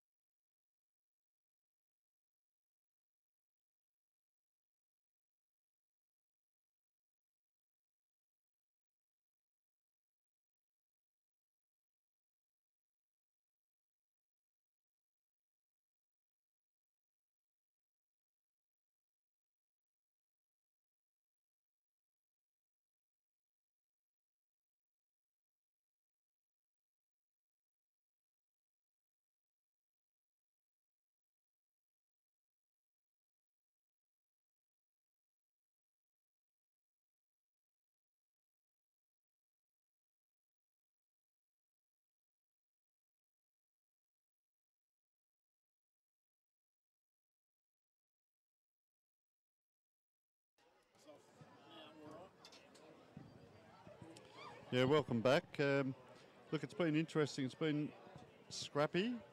St. Peter's, I was looking on a couple of their throw-ins in around the wings, the umpire ball-ups and so on, whether they would move some players wide of the ball, maybe 50 metres square of the ball across the other side, and they didn't seem to do that. They seemed to want to just congest it up and hope by quality of players that they would move that ball forward. And the ball actually came out the boundary line side, so if you can imagine 30 or 40 metres between the square and the wing, you haven't got a lot of space. It's like a little corridor to work in. They put it out the boundary side and tried their attacks, and of course the Jets were able to mop up and kick the ball back down the ground, and then we'd see maybe a missed skill or something, and the ball would come back around, and every now and then the Jets would go out the other side of the ground, and they've had plenty of practice at their kick-ins as well, wouldn't you suggest? Yeah, it's been interesting. The field kicking in general, particularly the blokes kicking in, have often missed the target, and certainly several occasions it's been pinged straight out in the full. I think the worst instance, we had 3 consecutive kicks go out in the full, which is no good at any standard of footy.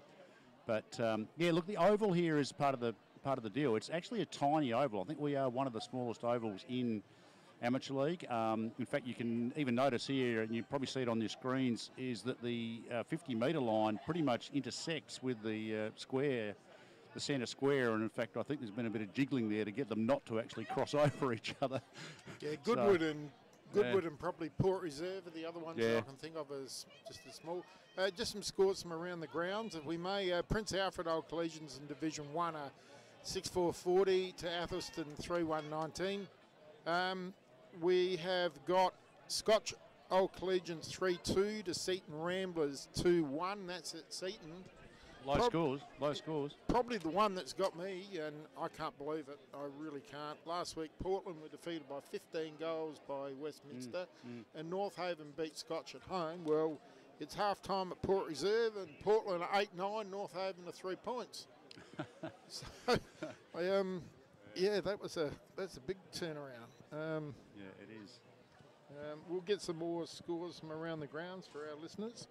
While you're doing that, Hose, St. Peter's have come out early, warming up pretty vigorously as well, and I reckon there'd still be a good 5 minutes left in the break. So they're pretty keen to get going again, the blue and whites.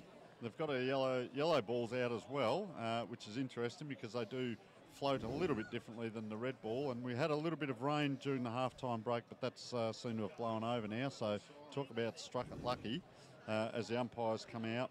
So we're waiting for Unley to come out onto the ground, and we can see St. Peter's are doing their warm-ups and a little bit of a chat amongst themselves, and let's see what happens after that ball goes up the first time. Another score, Salisbury North 6-6-42, Broadview 4-2-26. So that's a 16-point lead at half-time to Salisbury North.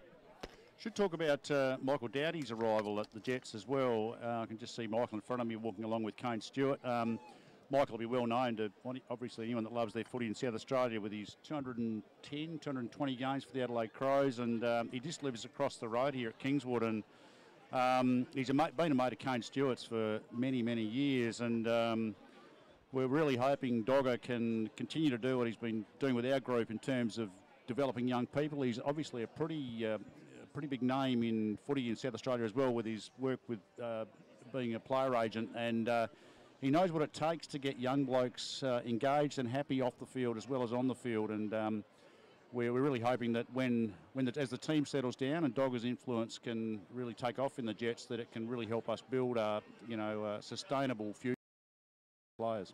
I do apologise to our listeners. Scotch were leading 3-2 to 2-1 over Morpheville Park. The game where Seaton Ramblers are leading, and that's at Pembroke.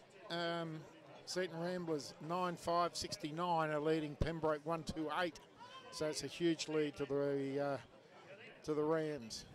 I got to apologise as well, boys. I got stuck in that ladies' days and they were ripping and tearing. I haven't seen thing. It was absolute scenes, gentlemen. Absolute scenes. 3 bras thrown at me, 2 pairs of undies. But I'm back. I'm back. And I do like the matching earrings you've got on. That's a very nice look. Goes with the high heels. It's not lipstick, it's red wine. Anyway, my wife's listening, who I love very much. And with the high heels. It's not lipstick, it's red wine. Anyway, my wife's listening, who I love very much. And yeah, they don't compare to you, beautiful. But anyway, boys, in rather sad news personally, Payneham are down by 3 goals in Division 1 round 1 against Goodwood. That kind of really flattened me out. But anyway, we are here for an absolute thriller of a second half, I have no doubt. Look, the breeze looks to have settled, but I'm sure it's going to come and go. And I'll tell you what, it's busy in there today. A great job by Unley. As busy a club room as I've just about ever seen. Of course, not a lot of people outside, but there's going to be 300 people inside, or whatever your licence capacity is. Not the greatest of days, but a little bit better than we thought it might have been. Yeah, just going back to a quick one on Michael Doherty. I had some work I was doing with some of the clubs in the Southern Footy League there a couple of years back, and I think he's come off a couple of, or at least one, maybe more premierships at Ranella. He's a very handy player down in that league as well. So he'll be a real asset. He knows about success and an asset to the club. And as I said earlier, they finished 6th last year with 9 wins, the Jets, and I'd suggest, having been in Division 2 now for a little while, that they'd be looking to improve and work their way up, as we saw, was it Henley last year, of course? Of course, we're in Division 1 there for a season. Just a lot of close games, didn't quite get the job done. Sort of on the back of Luke Harder was the real star for the boys, and great job by Doodsy Hall. But back in Div 2, they're certainly a Div 2 stalwart, I guess you'd almost call them at this stage. But gee, that's not where they want to be. You want to be in Div 1, don't you, Schulte? Yeah, and it's tough. It's tough, as many clubs are finding out. I mean, Modbury are probably fortunate to still be up there. If it weren't for Salisbury North's indiscretions last year, Modbury would have come straight back out as well, as we did a couple of years back. It's quite the jump from Div 2 to Div 1, and we've brought in a number of experienced players from other clubs and country footy and ex-West Adelaide players to top up our youngish squad, and we're really hoping that makes a big difference, but we'll see. We'll see very quickly. In the middle for St. Peter's, we've got Trenorden, Fotheringham, O'Brien and Lockwood going up against for Unley. Schulte will get it next bounce. It looks like Care's in there with Cheddle, and straight away Daniel Care pushing in for the ball, wins it. And straight away their Holiday sprinted across the wing here, the big athletic ruckman I've been talking about. There's a push in the back after the kick. Daniel Care not happy. Let it go. Nearly a mark. Quick snap out the pack there. Needs an A-grade bounce. Does he get it? Oh, and it's a try, basically. Essentially, they've tried it over the line. Daniel Care straight out and straight into it. Quick play, early strong play from the prize recruit from West Adelaide. So there were 5 St. Peter's players around that ball as it came into the goal square. Quite impressive though, they did move off from that quickly. One of the things I look at is who's last away from the contest as fatigue sets in. Duke Elassis, the Duke, the old scholar, takes it in the back pocket from the kick in. He'll go long down the line, there's only one way to go. Comes inboard a little bit though. No one actually contests the ball, and at ground level it's Kabaz. He coughs it up, and running away with it is Fotheringham, former state player, kicks long down to the teeth of goals. Good spoil there at ground level. It's all St. Peter's though, 3-on-1, battling hard. Well done there. Unley Mercedes halving the contest. Flicked out again, looked like a throw to Jimmy Jordan on the left from 25, and he's missed it. Again, another crucial miss, St. Peter's. Tony. Jack Johnson, I reckon that was, and it's just interesting to see Kabaz there. He got flattened, driven into the ground, and he got a bit of curry for his work.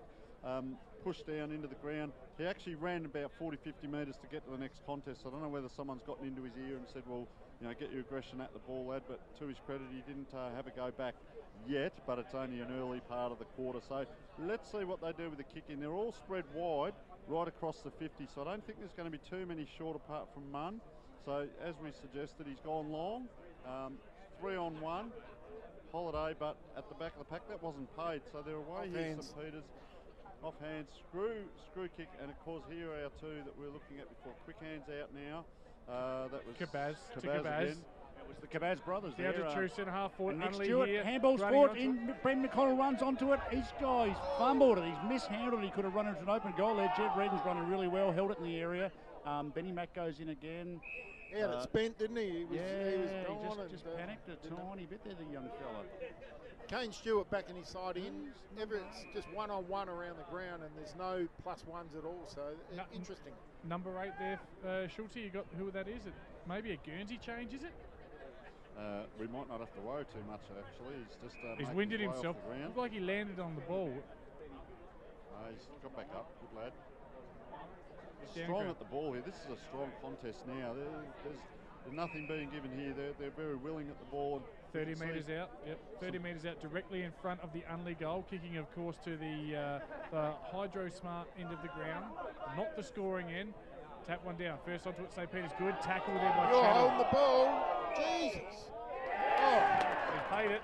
Great tackle there, Nate Chettle. Nate Chettle rewarded there by the umpire. It's a great tackle. And here at Jet Park, if you're going to lay a ripper tackle, that is the spot to do it, right in front of the scoreboard on Ladies' Day, because the crowd went nuts there. I reckon the umpy heard him. Dylan Duval has gone past and just told the St. Peter's player all about it. So Chettle will line up 30 metres out in a reasonably acute angle right underneath us. Runs out a little bit, gives a little bit. He likes it. He's celebrating, but he's gone off on the disco biscuits a little early there, and it's gone across the face of goal for just the 1 point, Luke Hosey. To be fair, though, it was holding the ball when he got slung through 60 degrees, tried to break it, fend off, and the whole lot before he Kick out paid. should come out here. Apology to all our Catholics and Christians listening for Luke Hosey's outburst as well. Ball comes along. Holiday competes well. Probably go to bounce here. Jim Cabaz and his shadow, or vice versa. Just quickly, boys, huge upset on the cards. Well, it's going to be an upset. Portland, 8 goals, 9. North Haven, 3 points. Welcome to Division 3. It's not like those lower divisions, North Haven. Yeah, work that out. So Lockwood and Holiday now up in the ruck. There's no one behind them if the ball spills over the back. Lockwood gets a tap forward. Munn, strong hands, got it forward. Ball's travelled about 3 metres forward from that throw-in. There's a little bit of pushing and shoving now. The umpire's going to ball up. A lot of congestion around the ball. About 4 players about 40 metres behind square. It's come down again. I reckon we're going to get another ball up here. Good desperation. Someone's going to break out with this. And all the players are now not so much in one half of the ground, but on one side of the ground. So we might see some corridor football here. Let's just see. There's about, 12, 15 players around the ball as it goes up.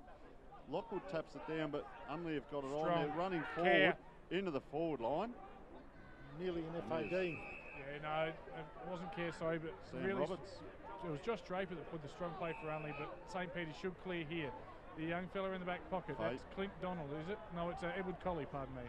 Colley, we've got a bit of mail on Ed Colley. Normally playing small forward, finding himself down back. Hasn't been as dominant today as we saw last year. No, on a day you think he might, but he's in an unusual spot for him, and as St. Peter's will go long down the line. No, they go to the middle of the ground. It's all Unley. Is that Dan Kerr? Another player down here. Good kick out in front. He should take the mark and does. Is that Nick Stewart? It is Nick Stewart. He'll line up from 55 metres out. Wouldn't make the distance you wouldn't think. 2 kicks. He'll give this a nudge, Stewie. I mean, it depends on this fluky breeze. But it certainly, if there were no breeze, Nick would absolutely barrel this. But even with into the breeze, he's a tiny chance here.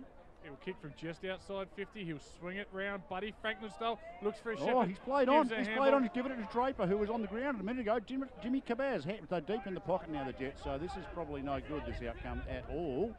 Stewie goes in again hard, trying to make up for... Push in the back. He's been given a free. Very lucky. He did, I think he was crossing himself about the poor decision he made to handball in, and he's followed up pretty hard and got a well-earned free, and he's now in a... Get it in 20 yards out from goal. He's not in a good spot, though. He's just putting it into... he kicked it out. Really kicked it straight mark to St. Peter's bloke. Pretty poor kick from Nick. He had the runner behind him, I reckon, coaxing him to kick that. One of the better kicks in the team, and to do something like that, but just get it in the head not of for square. us to ask.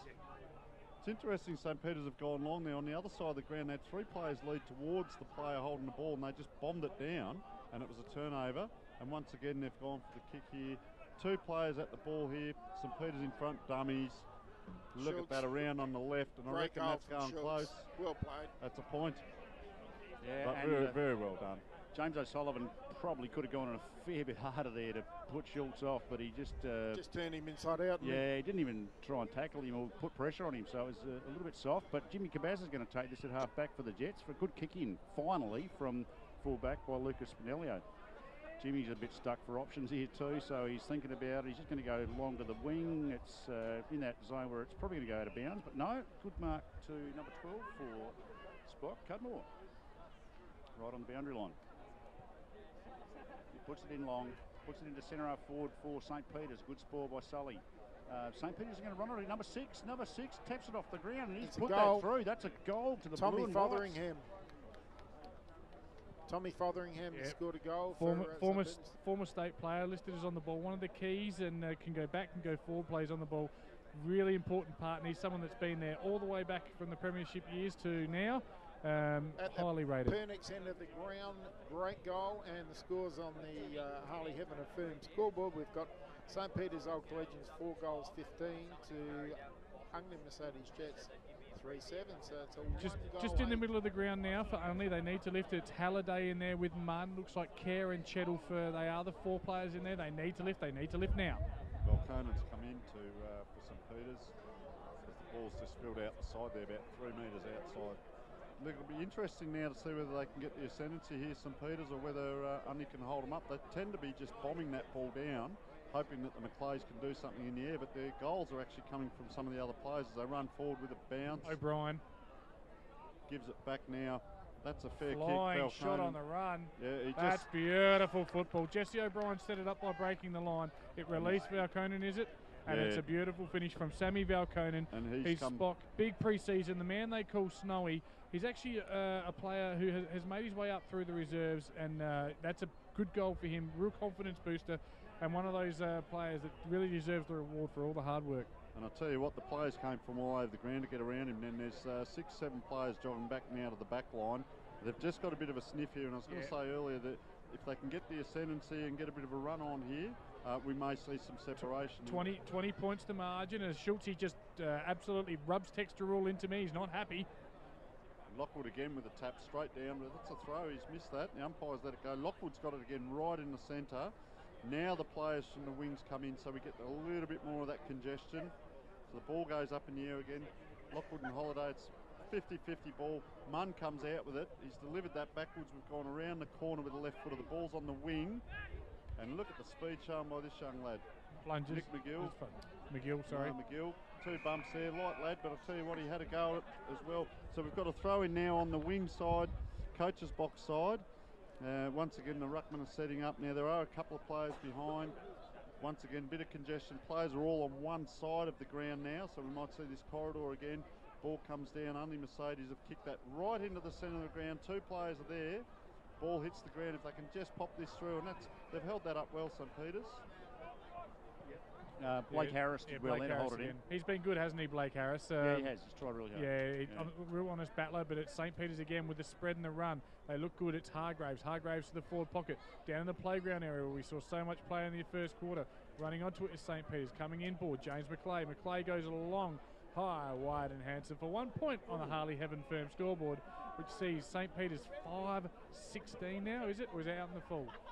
Pardon me, it's out in the full. Back to that old chestnut. The goal umpire just bowled down a small child. He was running to see whether that was a behind or out in the full, but the Jets will take this from full back. Kicks in board, looking for in the Halliday direction. He possibly could have got to that, but it's going to go out of bounds down by the Rolf Harris playground. Posey, Spock on top early in the third, your thoughts? Yeah, it's a game that I was just thinking then, it hadn't reached any great height yet, has it? There's been no real highlights package, but as long as they can secondary throw in. As long as they can't let it blow out past 4 goals. Yeah, 4 or 5 goals. Apparently there's a 4-goal breeze, so 4 goals. Yeah, well, they're still in it. St Peter's kicking for goals kept Unley Mercedes in it.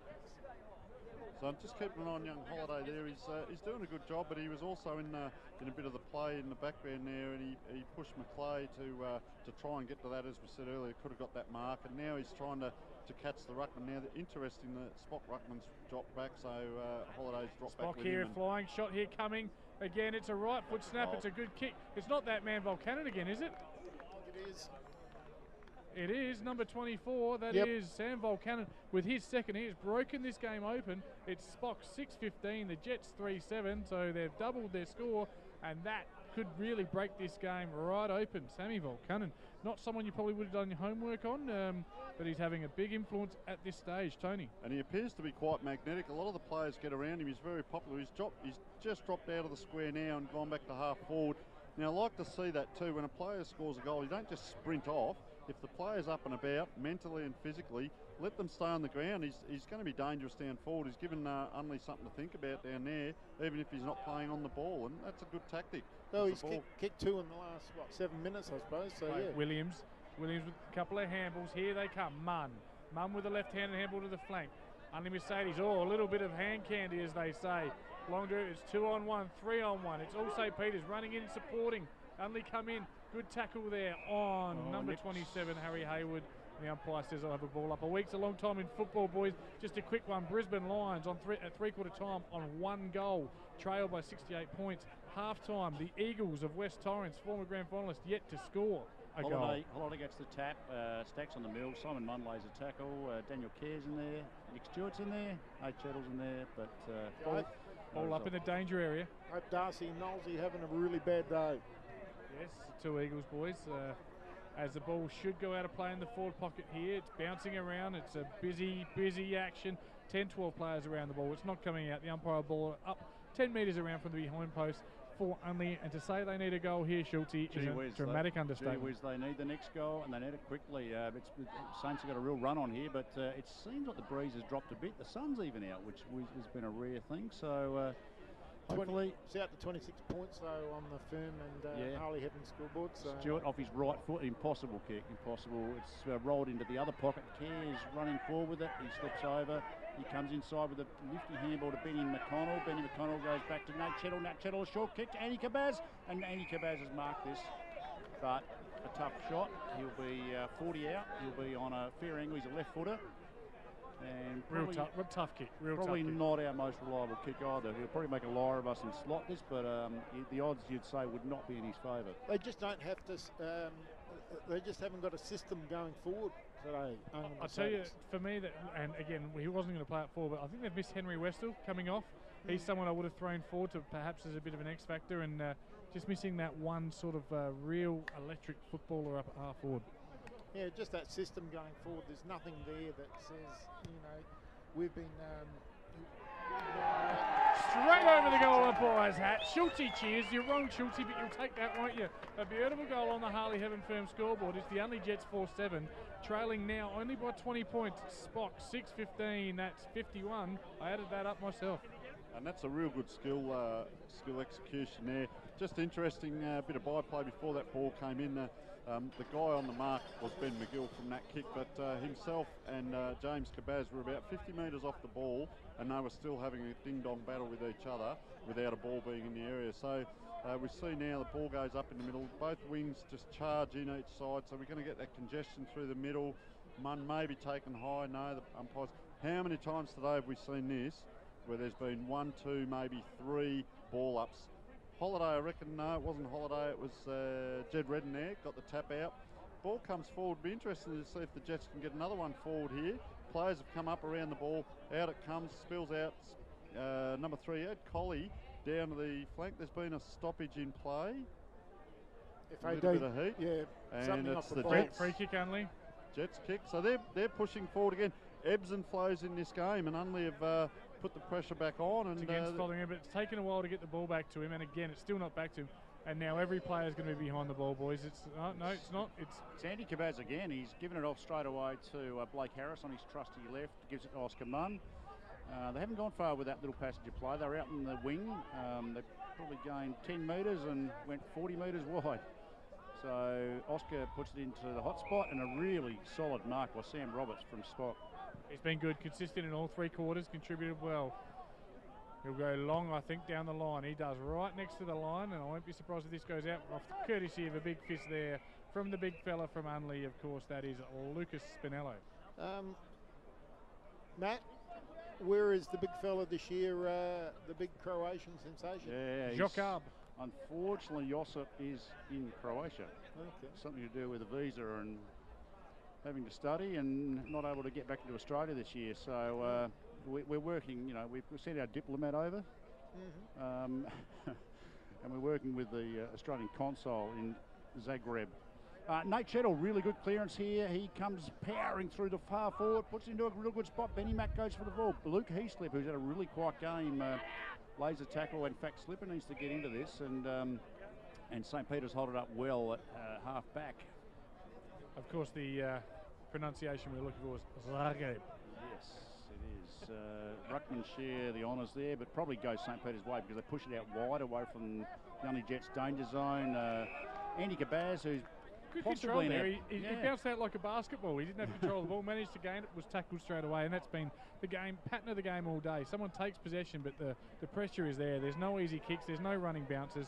It's good football. And out wide, well spotted there. That's Collie out wide. If they get him on the or they don't switch, they go down the line. And this one should be marked by Unley Mercedes, and it is great play there by Jimmy Cabaz. Cabaz boys they've been certainly serviceable today. The ball's going to come straight down the boundary line again. We haven't seen much switch in play, so that's gone to a 50-50, but it's more like a 12-on-12. And he's dropped the chest mark there, Hargraves, but it's popped out. The big ruckman now with the right foot coming down. That's going to just get to... No, he's dropped that as well. Right on centre-half forward it is McClay. Pushes off. They've always got another one there, and that's a short little kick in. It could go. It could go. It has. That's going to get there. Oh, you know it's your day when they go through. He's passed it to a player 20 metres out, and it's leg braked him, then it's off braked him, and it's gone straight through. And Johnson gets his first for the day, and Spock's 7th. It's 7:15, plays 4 goals 7, and takes them out to that very, very handy 26-point lead. And that last ball that came through the middle, when we say the middle, it was over on the right-hand side of the ground on the wing.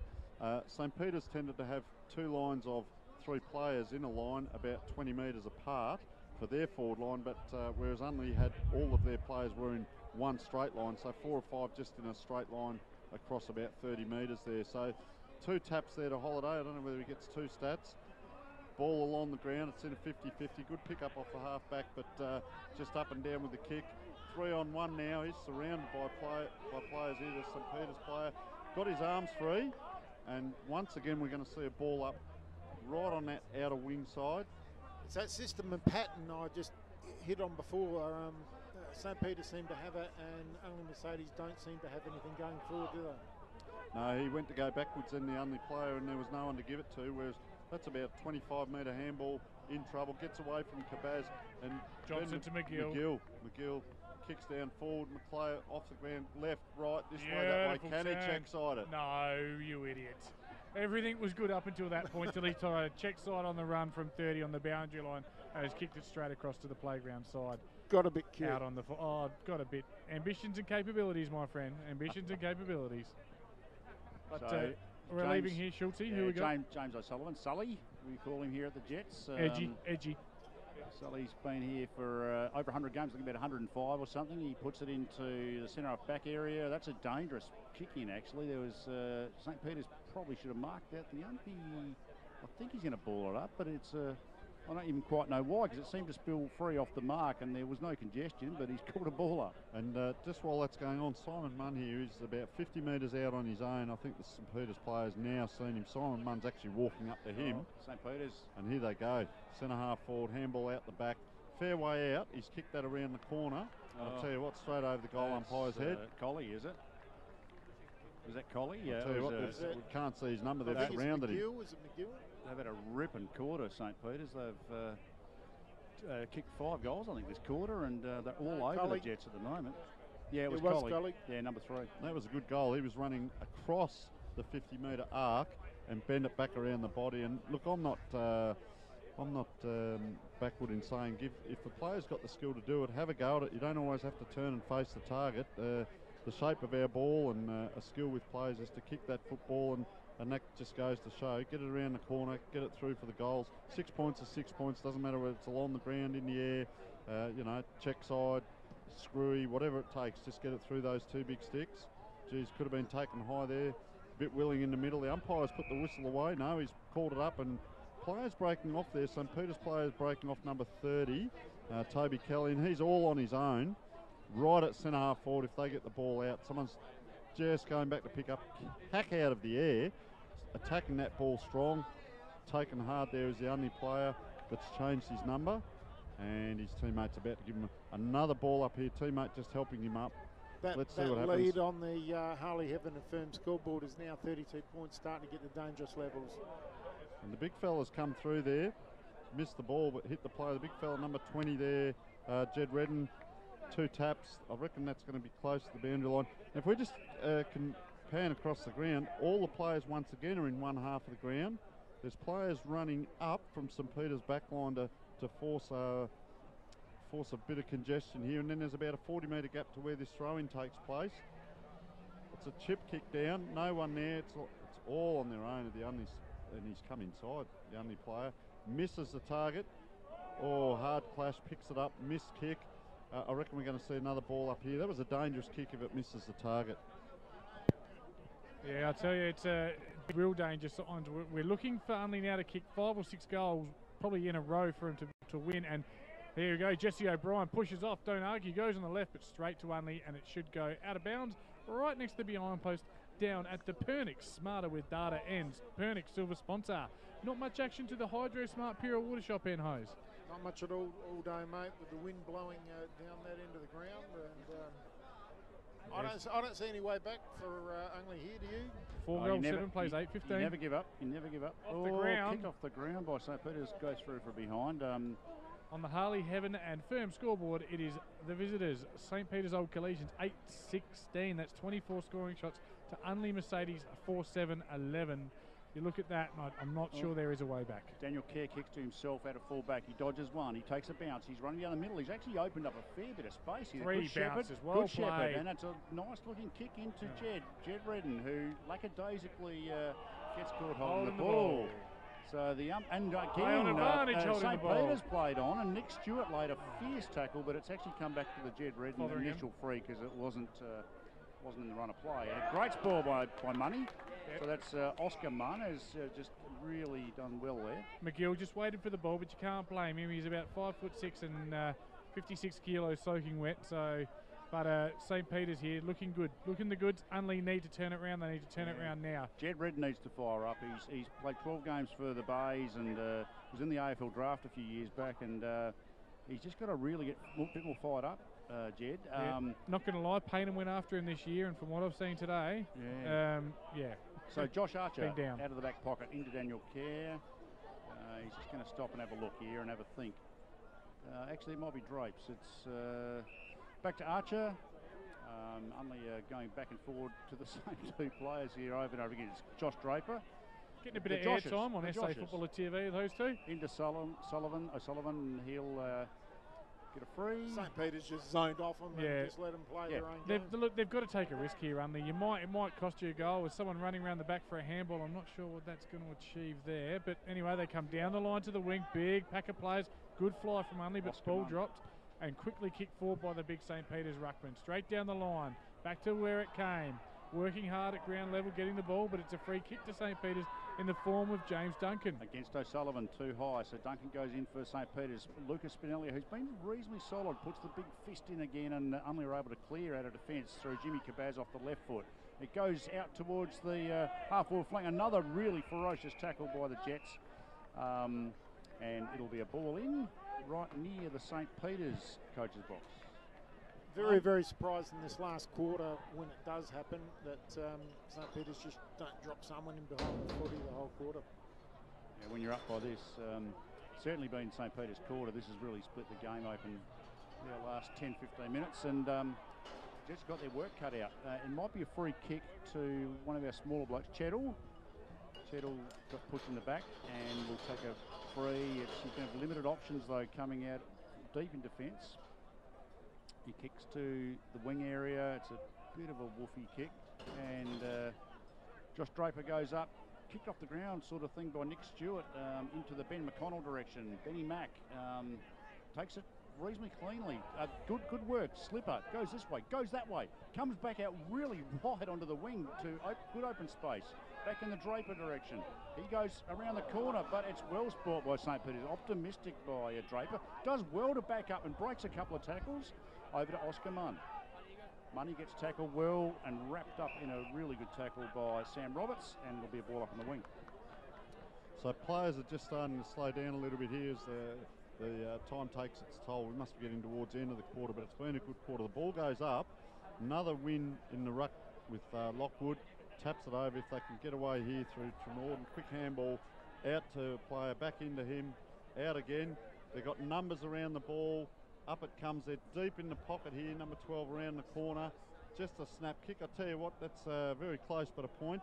And a few of his players just a little bit of variation down there. So we've got the separation. Unley, see if we can get this kicking done quickly. Player free in the middle. The big ruckman, 25, all on his own. Player kicks to himself. kicks out in that direction, but actually it's gone to money, has it? 21. Yeah, Simon Munn there contesting, and it's gone out of bounds near the playground again. So we'll see a throw in. Just on the Harley Heaven Firm scoreboard, we've got St. Peter's Old Collegians 8 goals 17. Unley Mercedes Jets is 4 goals 7, so that's a 4 goal 10 advantage. So the ball goes in 50-50 here. Unley first the ball. Desperation, the ball spills along the ground here at the kick out. Ruckman couldn't quite get down to it. McClay, nice centering kick, but didn't hit. And our man again, Cabaz. Caught without the ball. Oh, and there's a smother. Duval plays on. Duval tackle. Three around the ball. Collie in. It's up high. McClay at the back. Easy chest mark. Easy chest mark. Just protected the space. Once again, he's going back. He's only about 20 metres out on a slight angle. We can see the trees there behind the goals are really going to be to his advantage with the wind. So he's got the wind behind him. Players are standing around. There's a little bit of byplay going on with Chettle, and all the players are milling around the centre of the ground as this kick comes in. And he's missed it. He has missed it. So let's see how Unley's set up here. Bit of body language. A couple of heads are now starting to go down. Not many players with hands on the hips just yet. The big ruckman, but the big ruckman's on his own for Unley. I'd like to see him do a nice strong lead again. No one following him as we're waiting for that ball to come back. So everyone's in the defensive half of the ground for the Jets. All in the zone. 36 players are forward of centre. So it's pretty congested on a small oval like this, and obviously the ball was just went off the pack into the ground. Chettle zips and zaps, kicks it sort of nowhere. Dylan Duval, quick handball to not much. Blake Harris working hard. You just feel this is going to be a ball up because there's just too many players around it. Yeah, look, one positive sign, if Unley can hold, they're a long way behind. The breeze has picked up. Maybe they can get one, they can get two. They are trying to take the game on. They've been caught a couple of times trying to do it, but they're taking the game on, taking a risk. We'll have another ball up 55 metres out from the Pernix end. Pernix smarter with Dada. Of course, spot kicking to the Pernix end. Do they win the tap down at ground level? They've been good, but this time it's Unley Mercedes leading the race to the ball, but well won again at ground level by St. Peter's. That's Jesse O'Brien, I think. Is it? Hard to tell from here. I might need to get the binos out. Schultze, any hope yet? Oh yeah, no, there's life, there's hope, mate. You know, I mean, the double the Jet score at the minute, but it's a low-scoring game, and it just needs that run-on to happen from one team or another, and hopefully the Jets can come back and make a game of this. Jimmy Cabaz surrounded by a nest of St. Peter's guys. They put real pressure on him there, and really well done by, is that Cutmore, number 12? So as the siren goes for three-quarter time, and a comfortable lead to St. Peter's.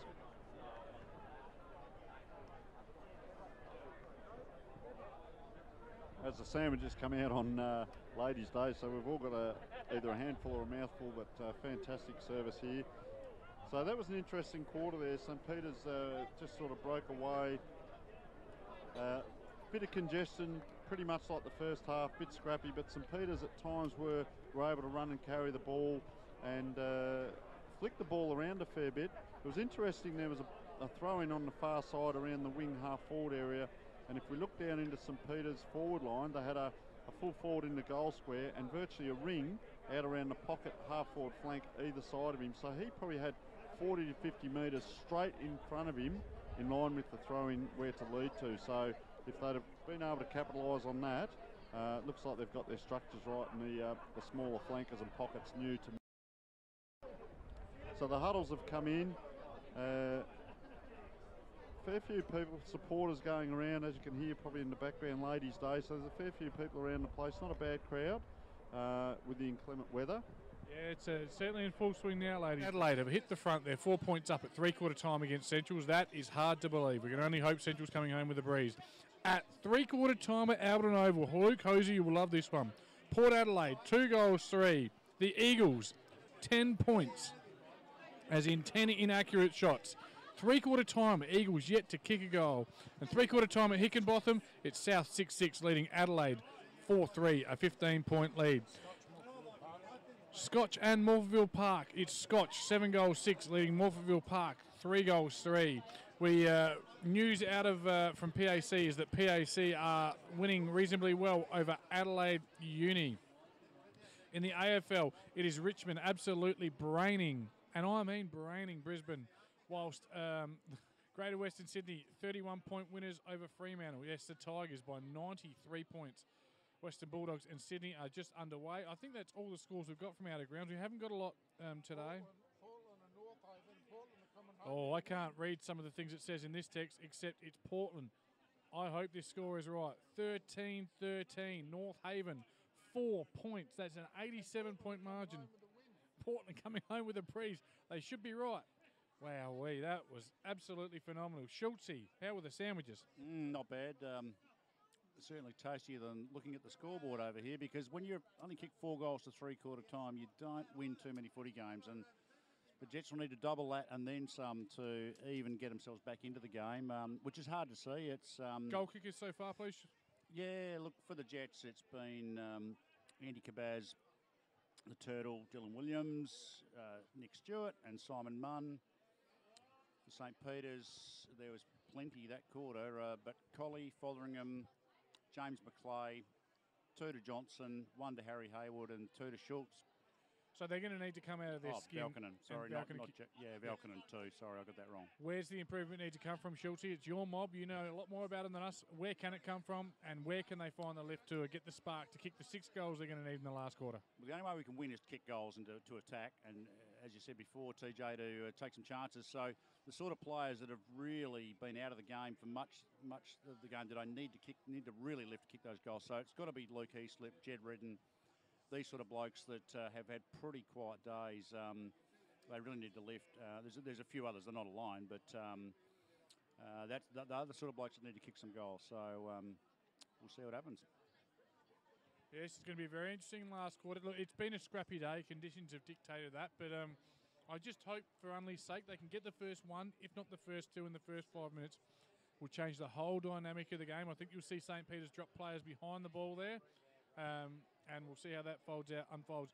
Interesting one in another Div 2 game, boys, relevant to you. Broadview at home, 7-5-47. Salisbury North, 7-7-49. I would expect Salisbury North to come home and win this. Former Div 1 club probably have slightly superior fitness. Scores from all around the grounds. Yes, we've got Prince Alfred are 5-2 ahead of Athelston. It's 10 all around the grounds. Yes, we've got Prince Alfred are 5-2 ahead of Athelston. It's 10-5-65 playing Athelston 5-3-33. Holiday Care, Chettle and Nunn are starting in the centre for Unley as the umpire holds the ball up. For St. Peter's quickly, it's O'Brien. And that's all I can see. Lockwood again in the ruck. I reckon he's rucked most of the day. Lockwood, Fotheringham. Unley going forward now. It's gone out onto the wing. It's a long high kick into the forward line. Pack flies. I'll tell you what, it's bounced back towards the goals, but just over the boundary line. Down at the Pernix Smarter with data, and another one as well. Pembroke trailing Seaton Ramblers by 70 points down at Pembroke Park, whatever that's called. Now, that's the Kings. Yes. So the ball comes in to a ruck throw in, very congested there. Might have been taken a little bit high. The umpire's called for a ball up. While that was going on, we've seen the players press down the ground from the Jets. There are 2 players only, forward and back, in the back 50, and the rest of the players pretty much up in the forward half of the ground. Ball pops out, spilling out now. St. Peter's gone to boundary side on that half-back flank for them. Ball dummies and drops the ball. And gone. Surely he's had prior. It's got to be gone, doesn't it? We're not in the best position from here, but if you dummy and take someone on, drop the ball and get tackled, I think you've had your prior. Am I speaking logic here, or? Yes, and the umpire came in to ball that one up. Wasn't quite sure there, and it's tapped out of bounds. So let's see if we can get a forward thrust here from Unley or a clearance from St. Peter's. It'll be interesting. It's down Unley's end. It's an Unley free kick. As one of our co-commentators just asked the question, and we've had it answered. It's an Unley free kick, and he's on 50 metres out from the boundary line. It'll take his very best kick. It may have been the punch over the boundary line without anyone else touching it. As that ball comes right into the goal square, big pack forms. Out they come, St. Peter's now, clearing out towards the half-back flank. Oh, it's over the top, and the umpire's paid that. It looked like it was touched. That could have been, yes, 25 metres. That's 25 then, yes. He's running come very over quickly. the mark. We all looked like it was touched. Ben McGill, he came into to challenge there Blake Harris, and Blake Harris, the captain, will line up from 40 metres out. To say you need this one, Schultze, is an absolute understatement. So we call Blake the Foss, which is short for fossil, because he's an old man on a young man's body, and he comes in on his trusty left foot, probably 35 out. The umpy moves a little bit to his right. It's closed. It's real close. I think it's through. I reckon the Jets boys are fairly happy. Oh, Blake's there's high-fiving. There's arguments. There's contention. Oh, now all umpires are going to come in, get a bit of me time. The umpires are wearing green today, and there's a sea of green. Oh, he's been overruled. He's overturned the decision, and I reckon he's saying it clipped the top of the post. So Okay. For me, it looked like a point. But the umpy signalled a goal, didn't he? The He was goal about ump. to. The goal ump. St. Peter's remonstrated and changed their mind. Interesting, both teams had set up for a kick in, so ball's out between the half-back flank and on the wing, about 20 metres in from the boundary. Another ball up again as Holiday comes running in. He hasn't stepped back, goes up in the ruck, left-handed tap. Unley going forward here, geez, if they can snag one or two. There's a strong tackle. Oh, he's thrown him to the ground. If Unley can get one or two here, they might be on their way. The players have come across. It's very interesting. They've come across the one side of the ground again. There's space in the forward line for Unley to move into. The tap goes in towards the centre. Another handball across. That player's run into that space, and there's a left foot kick for a goal. who was that? Daniel Kerr. Daniel Kerr. So they, interestingly, as I was saying, they left that space open for players to either run into or to lead into. The ball came out from the ruck tap, one handball, and he was virtually in front on his left foot, slotted it through. So they've kicked another one, 5-8 to 8-18 now. On the Harley Heaven Firm scoreboard, it's exactly 28 points of difference. It's inside that 5 goals. Luke Hosey's 4-goal breeze might come into play here, but you know what else might come in, Schultze? Bit of pressure. Bit of scoreboard pressure might start to occur. Mate, come on. That was a great goal by Daniel Kerr. And that's what we need, our leaders stepping up. Daniel's co-captain this year with Blake Harris, the last two blokes that have had a shot. And he's in the middle. He's playing centre. Money's in there as well, Nate Chettle and Jack. So it's a pretty good centre set up by the Jets. They need this clearance. Holiday goes up. It's Stacks on the mill. That ball went nowhere off the tap, and it'll be... Jordan Lockwood winning the tap. You'd have to say, I think, in my opinion, that the St. Peter's Rucks have probably dominated today, given their on-ballers first use. Yeah, I'd agree with that. And there he is, just as you're calling that, on the left foot. So he goes right foot, left foot, bounces back fortuitously, Too caught slow. from behind. Little fella on his knees took that ball. Ben McGill.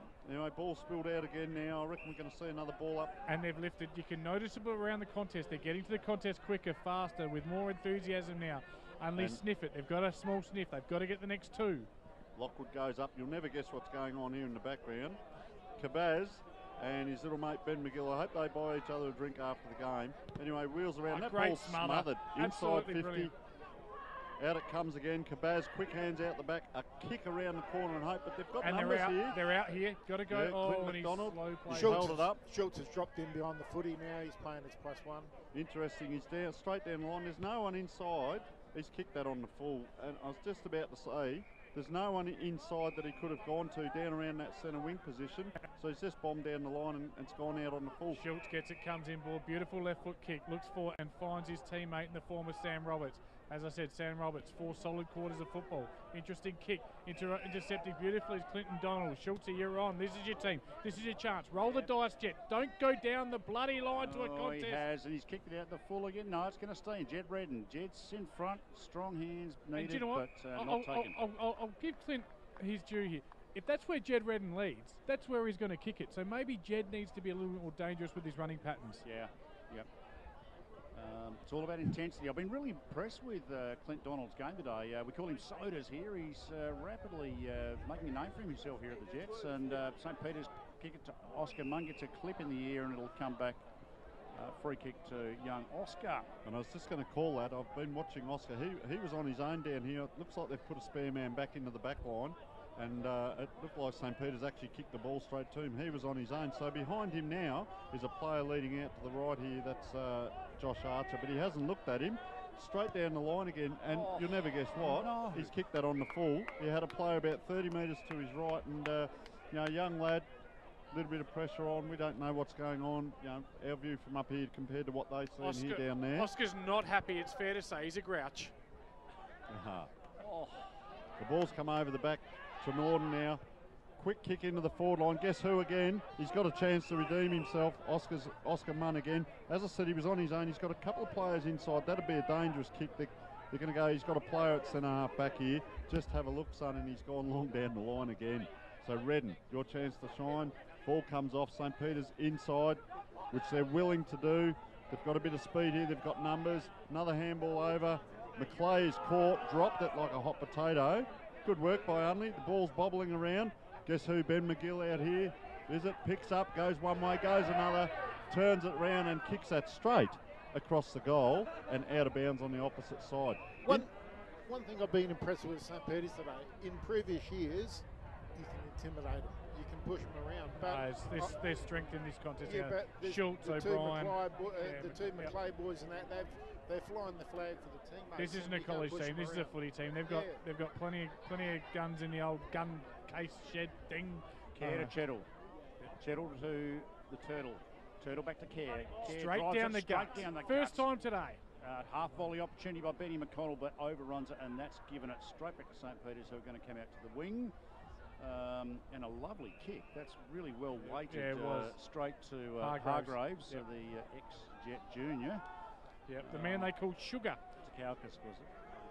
And I reckon the Croatian sensation added that to Unley last year. Straightened him up a made bit. Made him walk a bit taller, and I think the McClay boys do that for St. Peter's. This way, that way. Well played there by Dylan Williams. Down the line. It's all St. Peter's like ground level. Nice release play. There's Ryan Hobbs. Haven't called his name too many. He's had a very quiet day.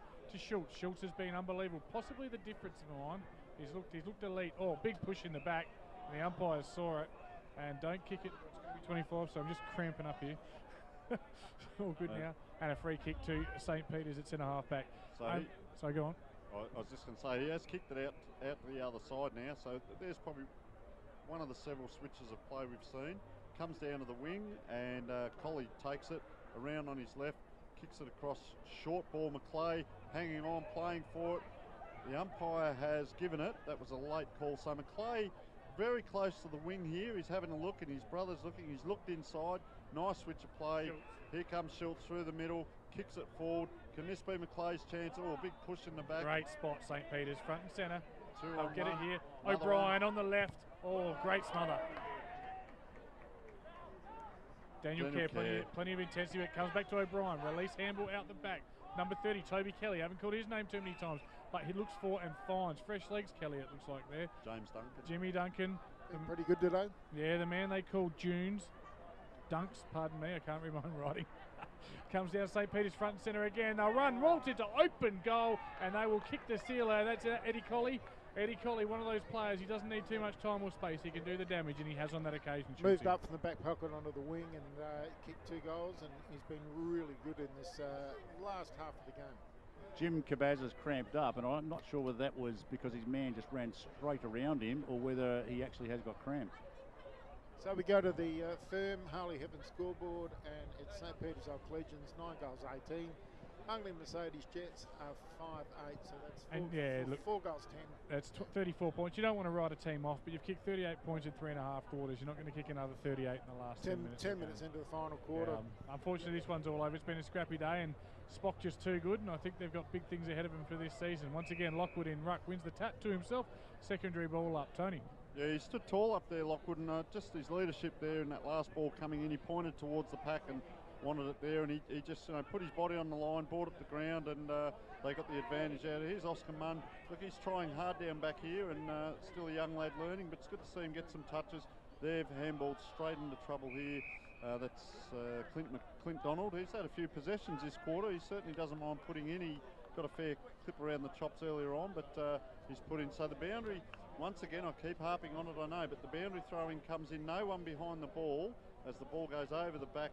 Around to the side it comes. St. Peter's grabbed the ball through the middle here. Oh, he slid there, and Oscar Munn has just come back and given him a second one. And the umpires paid that. Matty, how old is Jack Holliday, the young ruckman? Turned 21 last year. Yeah. He's just starting to fill out. He's got the gangliest legs you'll ever see. Just gets pushed around and just needs to spend a bit of time in the weights. Collie to the pocket will be Sino one. One thing I've noted, oh no, hasn't, he's kept it in, sorry. with control here. Unley with control. Up the line. Is that Redden taking a mark? Deep in his own defence, though, about 55 metres out from his own goal. They've got to roll. You've got to go inboard here, but he goes down the line, high up and under to a contest. All St. Peter's. Ball spills over the back. Simon Munn. Here we go. Handball's They're on in. here. Handball's into Josh Draper. Drapes has a running, flying shot at goal, but it's that hit the post. It's anyway, it's a behind it. So another score on the Harley Heaven Firm scoreboard. It's 5-9, plays 9-18. Hose, one thing I've noticed, Jesse O'Brien the last quarter, as an ex-AFL player, you'd expect he's come into it. He's been strong around the clinches. He's releasing some of these runners for St. Peter's. Guys that played at that level, they just read the ball better. They're just better players, and you know, he's doing what he should be doing at this level of footy. So Schultz has kicked that in, long to the half-back flank. Lockwood was in front, spilled to the ground. Good contest on the wing there. Player held on to by one arm, and that was Blake Harris. Pushed away. Number 11 now, that's Kabaz. Ball must have just spilled over the boundary line, has it? So we see a throw in. So the players are still moving around. See McClay moving around the forward line there, and players moving into position. So the fitness is there for both teams, as it should be this time of the year. Ball goes up, out the back, and this is what I've been harping on all day. No one there. Now the pack forms. Drop the ball, picking it up again. Nice hands, free. And that was Harry Cudmore. Quick hands out to the big ruckman, and he looks for McClay. McClay protects that space. It's a great kick from a ruckman. And a backhander to bring the ball to ground. Short pass in. Too easy. Turns and goes. Come. And again, over the back, beautiful play. That was Jimmy Duncan, was it? Well played. It was to Sam Roberts. Roberts has been good all day. Now he's going to capitalise. Have a shot 25 metres out directly in front, looking for St. Peter's 10th. I think we said earlier in the day 10 goals might win this on a day like today, and if he kicks this one here, it pretty much is all over. It's time to head inside to Ladies' Day, Schulte. And we can see with just that last bit of players, the players are resting now. Players with hands on head, hands on hips, the body language starting to come from the Unley players. They're pretty well spent as this player comes in, lines up. It's an ugly kick, but he's snuck it in. On the Harley Heaven Firm scoreboard, it is St. Peter's Old Collegians 10 goals, 8-78. Unley Mercedes Jets 3 goals, 9. Beg pardon, 5 goals, 9. So that's exactly double their score, 39. And it is indeed a 39-point margin here at Kingswood Oval. 6 points is 6 points. That was a helicopter kick, you were correct, but as long as it gets through the big sticks, that's what's important. So we see the Mercedes players now in the middle talking with each other, umpires looking around. We've got the umpires are at the right end of the square this time. Up goes the ball. You wouldn't believe it. Big Lockwood again has won the tap down. 3 handballs, it comes out. It's on the wing now. Player turns inboard to the forward line. You wouldn't believe it. There's Lockwood at centre half forward. He's doing it all now. And he puts in an aggressive elbow after that grab. So he's at centre half forward. He's run Schultz 3 metres there to give it to Schultz on the left foot. Out wide now, McClay. Didn't quite make it. Strong tackle on Kabaz. That was McGill. And he's got a free kick with a little bit of cramp again. So they're turning out now towards half-back flank. Nice just opened up a little bit here. Yep. Yep. Release play there. Dukausis. I'm not sure if I'm saying that right, am I, Schulte? No idea. Lovely kick from Dylan DeVal, but it's sort of really well. Great pressure again from St. Peter's to get men around the fall of the ball and push it out of bounds, which I'm sad to say. I think this game is all over for the Jets, but hope they can run it out and still show a bit of ticker. Just over 15 minutes into this final quarter. DeVal again off the ground, straight to Schultz. He handballs out wide. There's 3 or 4 St. Peter's out there so they can share the ball. They drive in line. Lovely mark. Great mark, boys. Bad news. We've just missed the key John run. McClay, was it? Yep. Kicking on, running onto it here. St. Peter's, they should maybe. Good pressure there. Still paddling it forward. Forward pocket, maybe even being held onto. Stop to a walk that contest, and we'll have stacks on and we'll have a ball up. Oh no, they've stolen it. St. Peter's this way, that way. It's Big McClay. His kick smothered, and they should clear Schulte. Yeah, so Josh Draper handballs to a dangerous spot. He had more time though. Why didn't he put the boot on the ball, mate? And now St. Peter's have wrapped that up 15 metres out. It's a really dangerous spot again for St. Peter's. Yeah, ball goes up. I'll tell you what, just while that next ball up's coming, really impressed with young Holiday there. He ran from pretty much down. We can see them going back now to the wing position to chase that ball down, and that's the athleticism, as St. Peter's have kicked the point. That's the athleticism the young bloke's got, and he can use that to his advantage. If he hasn't got the big body yet, he can certainly use his athleticism around the ground, and we saw a little bit of that on display today. Nice segue around the ground. Glenunga Rams 16-11 away at Paraka 3-3. Glenunga Rams are welcome to Div 4. They're making their mark with a beautiful 86-point win. As Unley just relieving kick. About 30 metres out now. I think it's just slowed down a little bit. I think the white flag might be up. Not a lot of movement here. They'll go down the line, and it's Redden underneath it, is it? But spot players fly from all over. Well read there by Jill Cassis. Oh, running through at pace. Is that Collie? McGill possibly hits up Sugar Duncan. Sugar Duncan down the line. The big fella, time for think music. He's run onto it. Jordan Lockwood, no way. From the pocket, has a go. He's kicked a goal. Oh, it's all over here. Boys, I'm sorry, you're on Tony. Lockwood, as I said, he's been very stoic and solid in the middle, and he does tend to run forward now that that separation has happened, and he got himself free. And look, that's a pretty good skill from out there into the wind. The wind was blowing quite strongly, and he's kicked that goal. It only just got over the line, but he's done a good job, and you wouldn't believe it. He's run back into the middle, which is always a good sign. When the ball goes behind the goals or points, it's not a time to have a rest. It's get back to your position, set up and go again. So here he is in the middle. He's rucking against Redden. So let's see if he can back it up with a ruck tap. This is his bread and butter. So the ball goes up. Well, I reckon Redden got that, but St. Peter's got the clearance out. So it's on the centre wing coach's box side, actually. As St. Peter's come through, there's 2, 3, 4 players there, and there's 3 or 4 of the Jets players as well, so they've come in. Let's see what happens with this throw in. Redden's right back with Lockwood there, so they're going to have a fair run in. Clear space behind them. No one behind the 2 ruckmen. So the ball goes up. Now there's a player behind it. Ball comes forward. Redden taps it forward. Hopefully the Jets can get away with it. Chettle, quick handball. Redden into the ground. Should be a free kick, but the ball spills out of play. True centre wing position. It's currently St. Peter's by 46 points on the Harley Heaven Firm scoreboards. We'll have a ball in on centre wing. Schulte. Yeah, and reasonably quiet bit of play. Josh Redden goes up, but pushed out by Care. Oh, a bit of a wrestle going on. And it's still going on after it's off the ground. It's right in the St. Peter's coach's box too, and Daniel Care's just extricating himself out of a nest of him and James Sugar Hargraves just walking him each other. Supporters.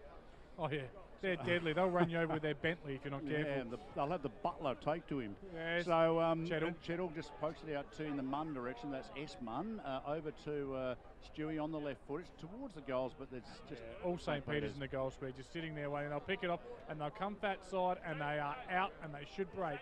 Players on the wing just waiting for the ball. Overlap handball. Rush kick, though, they kick it inboard to 3 Unley players, but the ball has gone out of play. And we'll have a ball in right in front of the left-handed swing. My daughter Isabella Grace, that's her favourite swing there on the Unley playground. Great playground, great facilities here at Kingswood Oval. Not a great day, Schulte, but all still long season ahead. I think we should talk about the swings. I mean, they are really nice swings. That is also my favourite swing.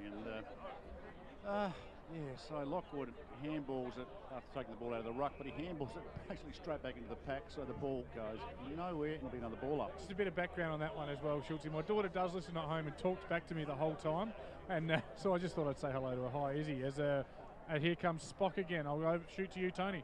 Yeah, there was a lot of players around that ball, but just off the ball again were Kabaz and McGill, and they've been at each other all day long for 4 quarters. Here they come again across the park. There's probably 2 metres between them as this ball switch. There's 60-70 metres off the ball, so the ball's in the back pocket. He's got a player free right on the boundary line. This is going to be a dangerous kick. He's actually kicked that down the line, and the big men fly. Out it comes, so they've got numbers at the ball. It's going to come towards Kabaz. He's actually kicked that out on the full, number 26 full. for the day. And just quickly, boys, 2 big ones from out of ground. Portland by 99 points over North Haven, and in Division 1, it's got to be an upset, really. Goodwood 5 goals up over Payneham very late. Jim Kabaz short to Jed Redden. Jed Redden puts it long in the half-forward direction. That's a big clash of bodies there, and St. Peter's player slow to get up. So Daniel Care takes it off the pack, puts it into a real hot spot, and opportunity missed, but picked up by Clint Donald, is it? Plungers. Mark Plungers. We haven't seen him for a couple of quarters. Yeah, he's back from the dead, the Messiah. He's running from, actually there's dissension over this kick as well, is there? No, it's a goal. It's a goal. Clear. It's a goal. Well done, rightio. Mark Plungers. So He'll get his name in the paper tomorrow. And rare goal for Plunger. I reckon he's played about 70 or 80 games for the Jets, and I reckon that would be about his 6th or 7th goal for the club. So on the firm Harley Heaven scoreboard, there we move back to a 40-point game, and also it's comfortably Scotch over Morfettville Park. Yeah, he showed good speed there as the ball came off the pack there, Plungers, and banged it on the left foot quite quickly. And you know, if your fitness is there, you're not going to slow down as the game goes on. So obviously a little wispy guy getting around, and as the ball spills out again, Chettle again, he's been good through the middle. Following him, he spins, Turnover. he releases the handball to McGill. McGill, beautiful kick. Oh yeah, it'd be harder to drop that than mark it. James McClay takes it 50 out, looks in ball, goes to the one-on-one.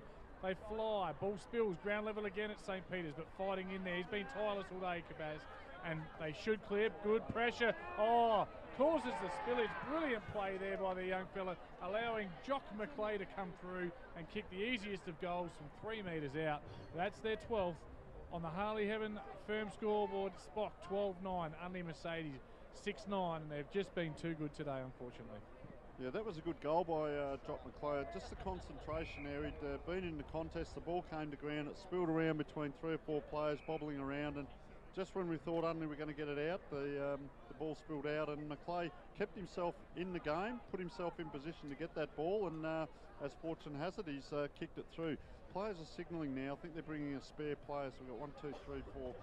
So there's 4 players in the back line, and there's 5 for St. Peter's. So player now streaming down the ground to get coverage. They've got a player free here, St. Peter's, but of course Unley now, can they get a ball out? Little soccer off the ground, back into the pack, around the corner goes Chettle again on the left foot. It's a high, wide and handsome kick. Ball spills 50-50, spun around 360. I reckon that's young Oscar Munn who's kicked that around the corner. Beautiful looking and kick. That's a nice kick. He's probably 50 metres out, kicked that around the corner. Good to see the young lad hasn't dropped his head and went on with it, and that's a nice goal to the young lad. That's their 7th individual goal kick. Again, just starting to break open a little bit, but unfortunately a little bit late for Unley as they get their 7th. And they trail once again by 40 points, and it looked good signs. One thing I've noticed, and it might be the fact that St. Peter's have played Div 1 all last year, it's the inside pressure around the midfield. Obviously, you've got plenty of quality footballers. Duncan, O'Brien, Fotheringham. They haven't given any space to the Unley on bowlers today, Schultz. No, none at all. I mean, Nate Chettle's got his fair share of positions, as has Daniel Kerr, but I think we've been beaten in that area, and good handball by Luke Heaslip to set that goal up back there for Oscar Munn too. St. Peter's are running onto this really well. Inside out kick, Lux of Fortune. Overlap handballs, all a bit easy now. Disco Biscuit looking kick, goes straight through the middle, almost in slow motion if you like, and the sting's gone out of this one, but it is a goal to the Spockers. I can't see who that is. It's number 13. That's Patrick Fahey, or Fay as they say, and he gets his first for the day. And we are what I'd like to call, gents, in junk time. It's approaching 25 minutes in, so nearly there. Look, it was interesting there, the big fella Jordan Lockwood, his second effort. I used to go back and look at Ben Hudson when he was going around rucking, and you know, if he didn't win the tap, he'd always put in a crunching bump, or he'd chase after the ball on hands and knees and little things like that. And just seeing Lockwood then, he'd been up in the ruck and he just went forward and he put a bump on Simon Munn and the ball spilled out, and to their advantage, they got a goal out of it. I'd probably just about put that goal down to him. And there's a good little quote, you know, how many legs does it take to kick a goal? It's not one, it's 36, and it's those little sacrificial acts like that, keeping yourself in the game, that have helped this team go on today. And there's a wrestle on there after that kick. No, they've given up. Yeah, I reckon all a bit late. So ball out of bounds on the far side. Van Rumpel walks back in. There's a big circle of players around the two ruckmen. There's a lot of space there. We see Redden and Lockwood again as the umpire bends it back. In it comes the trajectory of the ball over the top. Redden runs to the front. There's too high, surely. And the play on, the umpire calls. Unley are heading forward inside 50. 50-50, and a good mark there. And I reckon that's young McGill, is it, from here? Stewart? By the looks of it, Stewart, is it? Sorry. No. Stuart McGill was comedy. Sorry. We're getting late. We're in junk time, boys. As he's kicked it straight across the goal square. Good dummy there, running straight out down the ground. And of course, that's James Duncan now. big handball Sugar. over the top. Oh, he's caught out wide, but he's got support. Unley are chasing. Spock are running on top of the ground now. And you'll never guess what. That's gone out and come back in. That has gone out and come back in. I've liked young Benny McGill's game. He's had a crack. He's certainly had a dip. Him and Kabaz is probably one of the more interesting battles around the ground all day. Have a look at them now. They're back at it again. Yeah. Arm on arm, giving each other a little bit. I've missed you, Benny. You too, Jimmy. I think they both love that sort of footy. Fotheringham at ground level, strong, releases it. Again, that side, they're still going. That Stoush is on. No, that's Andy Kabaz coming in where his brother had finished off and giving him one for his trouble. But bit of a swingy. And that should be Unley. Yeah, Oscar Munn. Nothing to be grouchy there. Good mark going back. What's this guy doing? Mate. Oh, dear me. Oh, he wants a cheap stat, and he's taking a mark in the goal square. Clint Donald. And he's gone over the mark by 5 metres there. Oh, we are in junk time because I'm picking on umpires now. I've spilt my Coke. Oh, it's all falling to pieces. Oh, he's kicked to a dreadful spot, and Johnson, he's kicked. He should never have had the ball in the first place. He should. The kick should not have gone to him. Look, for those that can remember, that was pretty much like the Collingwood player that kicked it back to Simon Beasley at the Western Oval one day. He's kicked that from a point post. They've gone down the line most of the day. He's kicked that straight inside. Beautiful pass. Is that a 1983 reference? Maybe even earlier. As Johnson, Double J lines up on the left foot. He just kicks it to the far side. At least he kept his feet on that one. Jackie Johnson gets the Bronx cheers, but he could probably at this point to the scoreboard and say, look, we are actually 47 points up, and I think we're home. So Josh Archer's about to have the kick in. I think they changed to a right-footed ball as well because he's kicked that on his left to have that shot goal. Kick. That's a long kick out. Guess who? Lockwood up. First time they've kicked it into the square. They've been kicking wide all day. But good support by Roberts. Yep, all St. Peter's, and they go to the fat side again or the far side, and they look for and they find Collie. His leg speeds come into it late. Hits up Double J. That's Jack Johnson. Goes on the left to Maclay. And easy as you like, takes a mark 45 metres out. Probably too far out. We've seen every kick that's from there today miss. He's looking like Marita from the Comedy Company. We're doing 80s references. Always looking. And if he kicks this, it'll be beautiful. I don't think he will. He gives it a reg right, and it is. It's up, it's squeezed in. There's an argument. It's through from the portly umpire. It's another goal to Maclay. That is his second. Oh, no, it's the wrong Maclay, pardon me. It's his second. I'll be interested to see how this finishes up between McGill and Kabaz because as that ball was in the air, 30 metres out coming in, McGill was actually pleading with the umpire for a free kick because you wouldn't believe it. They were at each other and he believed he'd been held. But if we didn't know it and if they weren't opposition, you'd think they were conjoined twins. Looking at them, have a look at them there. Look how close that is. Will he give him a drink? Ben McGill's got the water bottle. No such luck. So. Anyway, back into the middle now. Unley have gone forward through Chettle again. He's had a fair few possessions. That's a good strong break. First time we've seen them all day, in fairness, get a centre break, a clearance, and kick it straight down to full forward and take a mark. And in previous years, their midfield's been able to do that a lot more. So perhaps this thing's gone out a little bit defensively. St. Peter's maybe have dropped off a little bit, but either way, lining up from 20 metres out. Who we got there, Schultze? Look, I'm not sure. It's either Josh Draper or could be even James O'Sullivan. It is. It's Sully. Sully is kicked it behind. True defender. So the sting's gone right out of this, ladies and gentlemen. But St. Peter's still setting up. It's good, as we said, we're in red time, junk time. St. Peter's is still setting up. This is the time to practice your kick-ins and some of your structures, even though the game's gone or you're winning either way. But stick to your structures because you're going to need that later on in the year. And that was a kick around the corner, Clinton McDonald. He's been quite impressive out there on the wing. So quick kick in now as we see it go the other side. And it's in the back pocket about 30 metres out from goal. There's a player free running down the wing. He hasn't seen him, and that'll be the siren. That would be the siren tones. So on the, we better just have a quick look at the Harley Heaven Firm scoreboard in case they rip it down real quick. And it is Unley Mercedes 7 goals, 11. That totals 53. The visitors, St. Peter's Old Collegians 14-20. That's 104. That makes it, my reckoning, a 51-point margin. Is it? Yes, it is. So a very, very solid win there to Spock. Before we get into best players and goal kickers, there's a couple of big scores in Division 1. Paynham have been very disappointingly down 10 goals to 3, boys. But this is a huge one.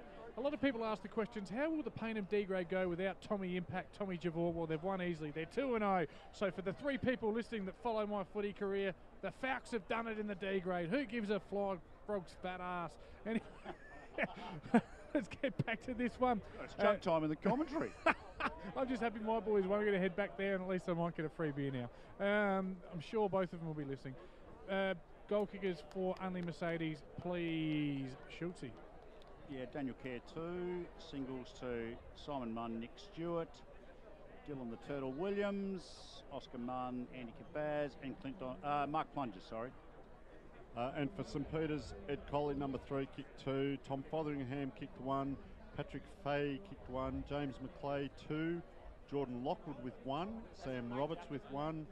Sam Valconnen, we saw him kick those 2 in a short space of time in the 3rd quarter. Jack Johnson with 1.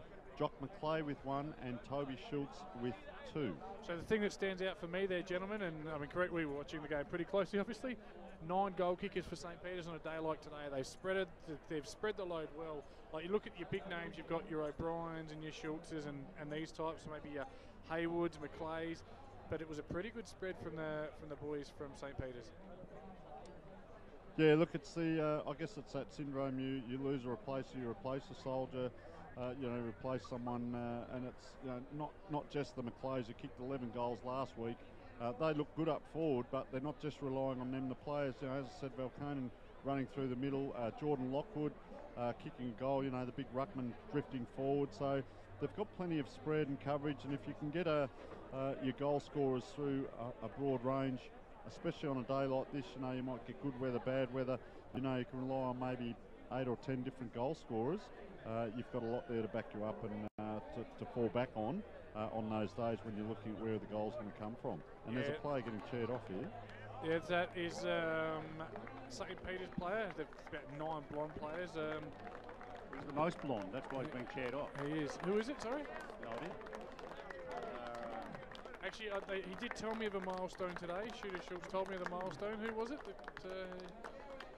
Keep an eye on that player. I'm sure we'll get him in a sec. I guess St Peter's too good here, and he's not going to turn around, but it couldn't be that big a milestone. They only cheered him off about 6 or 7 metres, and we're going to hear in the background Tom Fotheringham playing his let's say his 100th. Anyway, look, not that Unley's probably going to trouble anyone in the votes for this game, because I think St Peter's will probably get the 3-2-1, but best players for the Jets today, just a shout out to 2 or 3 of our young blokes who I thought did pretty well. Clint Donald had some good patches. Oscar Munn kept trying hard on Schultz for much of the second half. Jack Holliday tried hard in the ruck. He's probably beaten, but he did try hard. I thought Lucas Spinellio's game on Jock McClay was probably good, because Jock kicked 6 last week and he only got 1 late in junk time today, so that was a really good job by Lucas. But I thought our best players were probably Nate Chettle and Daniel Kerr in terms of just getting possessions. I don't think they necessarily hurt the opposition much, but they got...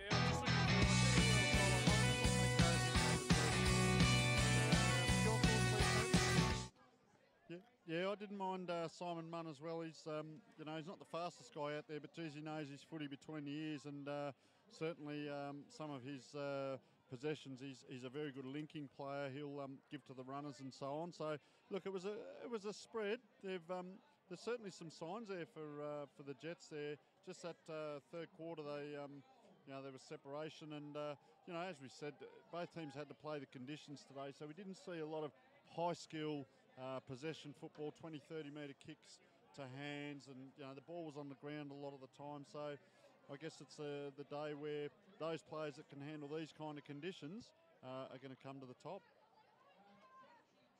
And so if we get across to St Peter's, they once again, we discussed their goal scorers. They had a good spread. I particularly like the ruckman Jordan Lockwood, as I've said through the commentary, himself and Jack Holliday were going to be 2 interesting ruckmen, because they were exact opposites. One and a true athlete, if you like, in Holliday, that could get around the ground but very light. And then Lockwood, well, yes, he's still athletic, but he gave it all in the contest. He was a bit of a bull, but he backed up. He brought other players into the game. He had second efforts, and really put his heart and soul into it. And I reckon he pretty much rucked for the whole of the day on this ground. Very good indeed. But we have got some scores from out of grounds. I'll put my hand up and say I was completely wrong about this one. Broadview have come home with a wet sail, 13-7-85. Too good for Salisbury North at home. That game's still in progress. So a 23-point win there from Broadview. As we've been following all day, Portland in what we probably term as an upset. Well, they've absolutely destroyed, and I mean destroyed, North Haven. The final score, still going, 30 seconds left, 18-15 to 1-7. Wow-wee. How do you see that stuff coming? It was a tricky day for conditions, and some of the scores will dictate that. Of course, we had a late start at Glenelg. It's the Bays by 1 point over Nord, and we've got some full-time scores, and there's some upsets. Oh, my God. Some of these scores you're not even going to believe me. Centrals in Trent Goodrum's 200th game have gone down to West Adelaide, who lost by 20 goals last week. Centrals 8-6, West Adelaide 8-15. It is going to be a horrible day at work for CEO Chris Grant's birthday on Monday. I can't believe that score. Listen to this one, Hose. At Alberton, at full time, Port Adelaide 4-4. The Eagles 2-16. 28 points apiece, a draw.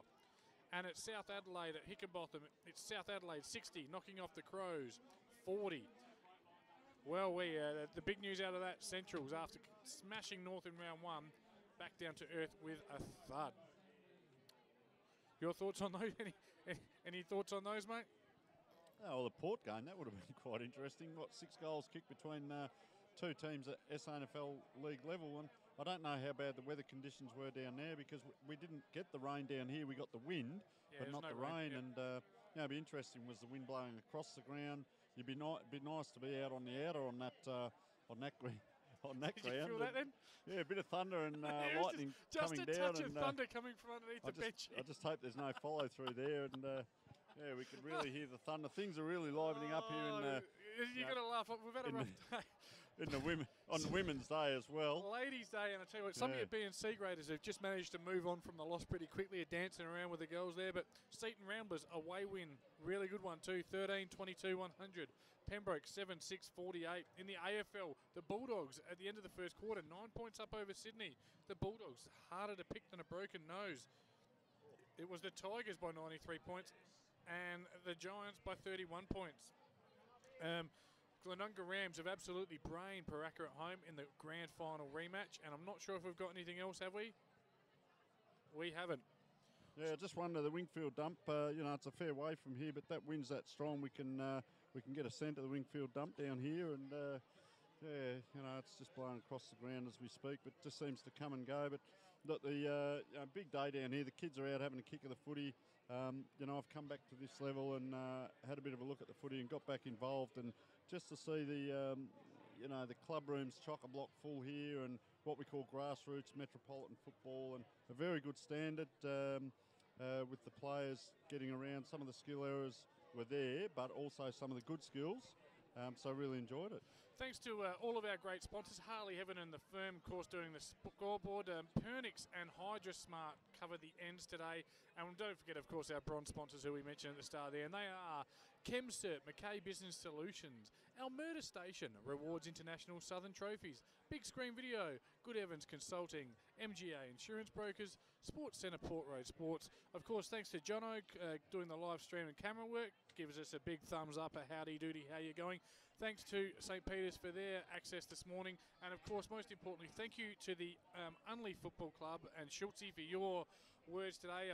No one likes to win, no one likes to lose. Losing sucks, but to you and your club doing things great. Thanks for having us here. We really appreciate it. Thank you. Thanks for the exposure too for our club and to our community. And we'll do better next week. Thank you. And we'll be back next time, mate. It'll be interesting to see. Look, I'll just keep going, Schultze. If I get a couple more things from you.